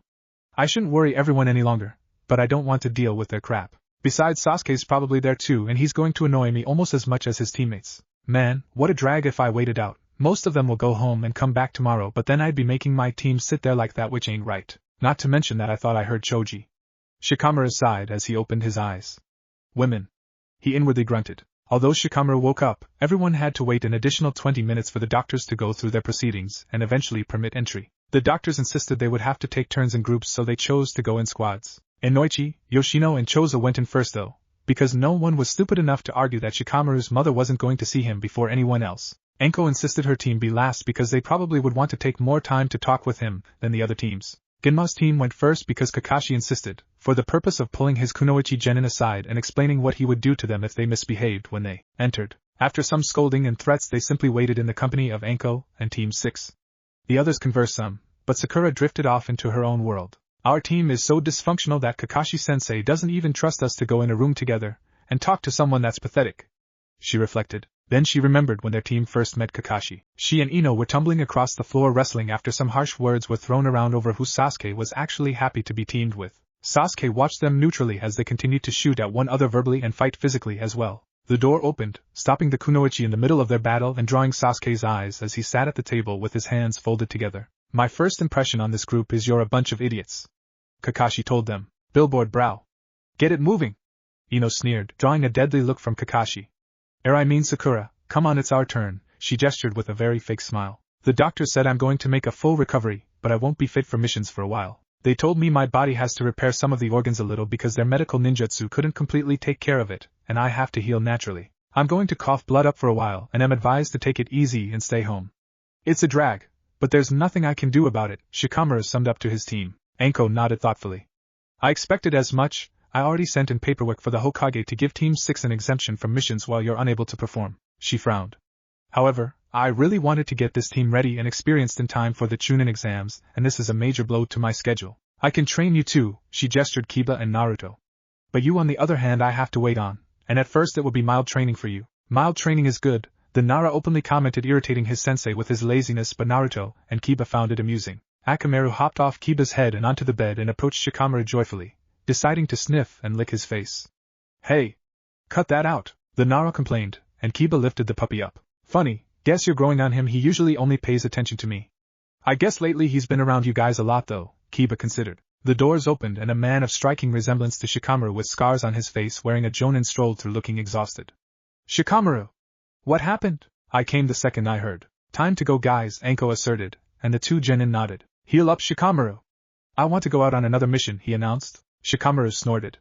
I am in no rush to do that again anytime soon. This made Naruto and Kiba as they bid the Naros farewell, and an amused smile flashed on Anko's face, but she merely waved and led them out. I'm going to be alright, don't worry, the doctors assured me, Shikamaru told his father, seemingly ashamed and disappointed. That's good to hear, but why did you change your demeanor when your team walked out? Shikaku prompted, immediately noticing that his son didn't want to talk about something with him. It's just, he began. Yes?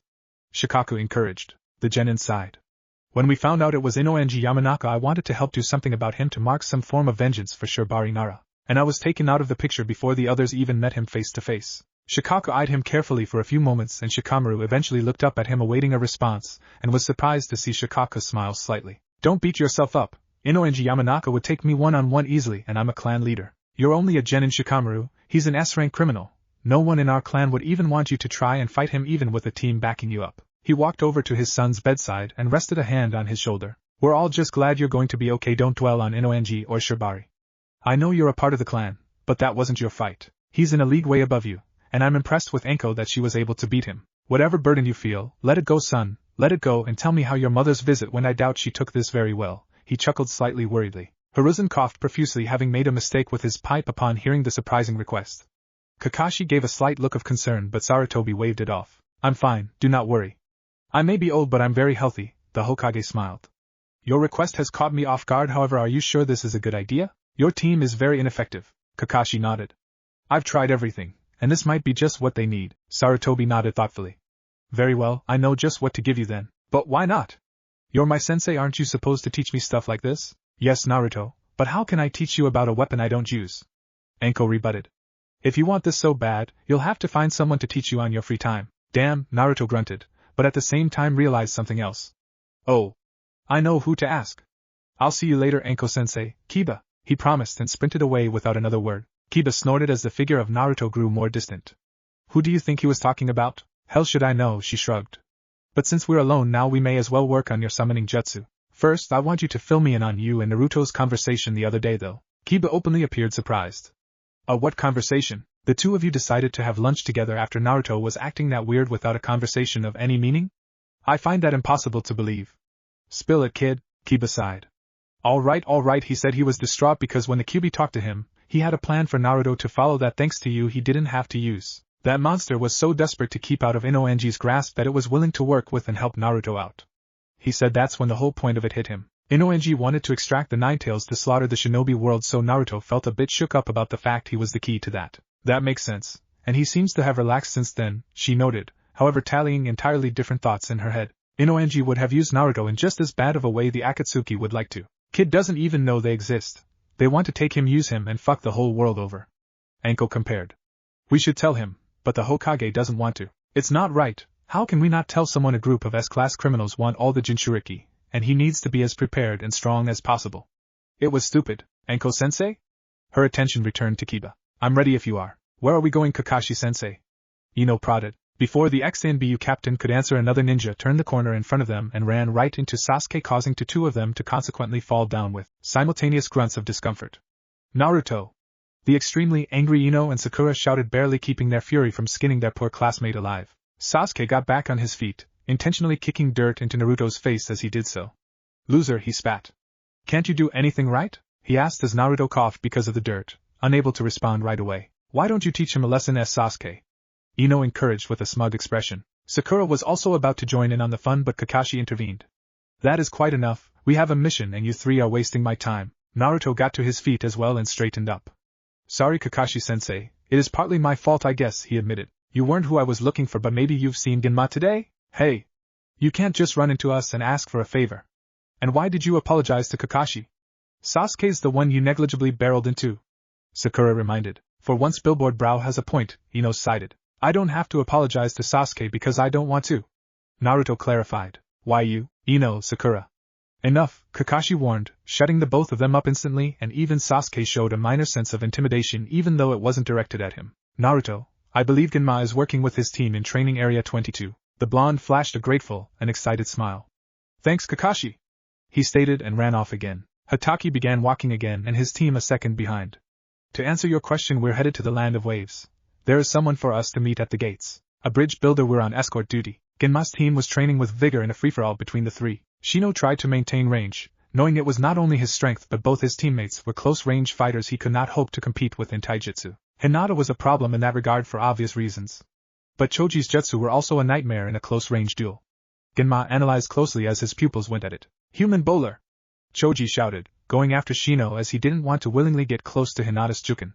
The Aburame ironically rolled out of the way, if just barely. Choji rammed into a tree and Shino sent a wave of bugs to try and captivate his teammate before he could react. However, Hinata charged at him knowing she probably wouldn't last long if it was just her versus Shino.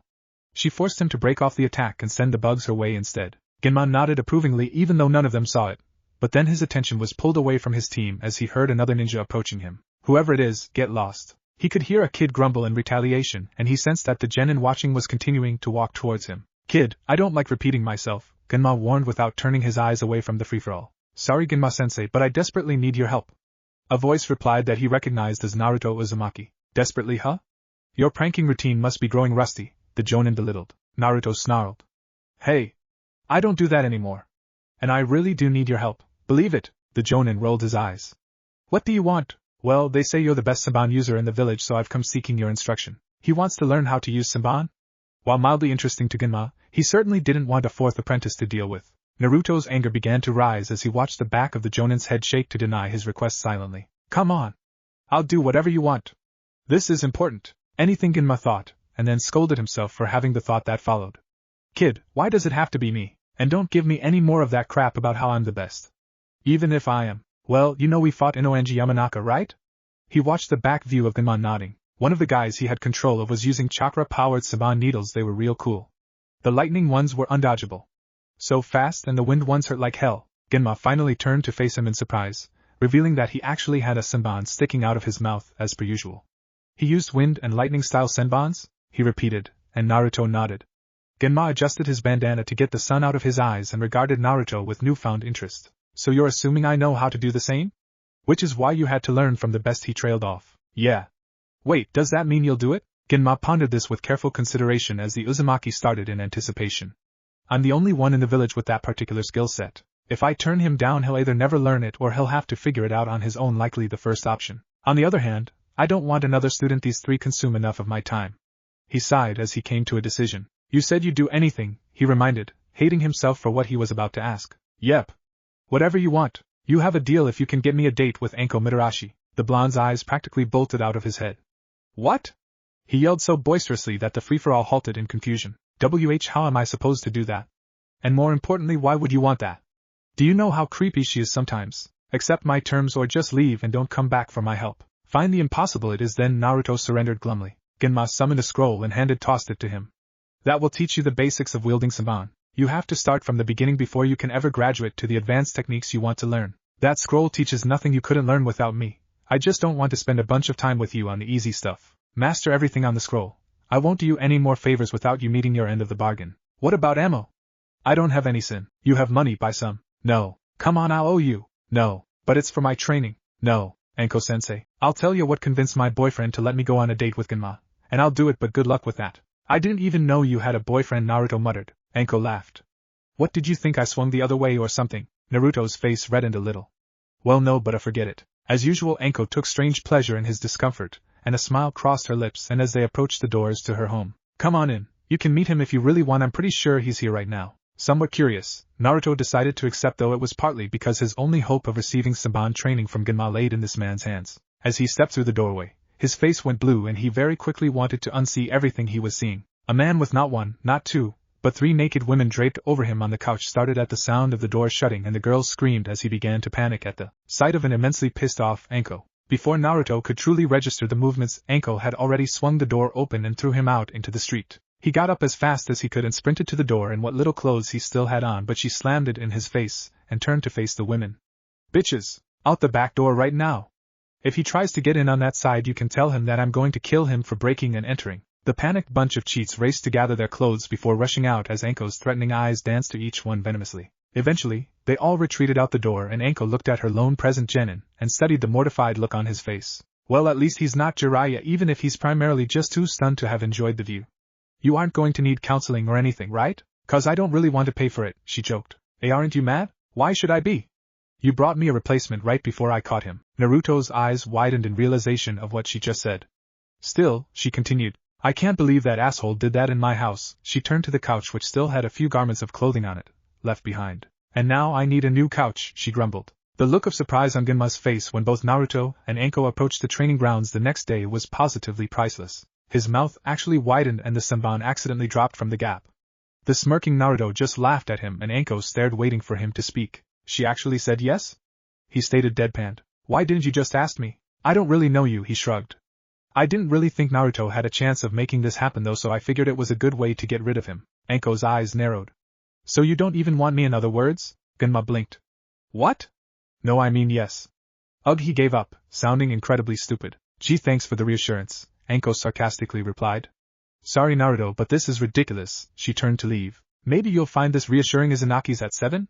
He offered. What, if Naruto and Shikamaru are on the same team? And thanks for watching my video till the end. If you enjoy this content, then do consider subscribing to my channel. And leave a like if you guys need the next part. Comment down, and thanks for watching the video, and see you guys in the next video.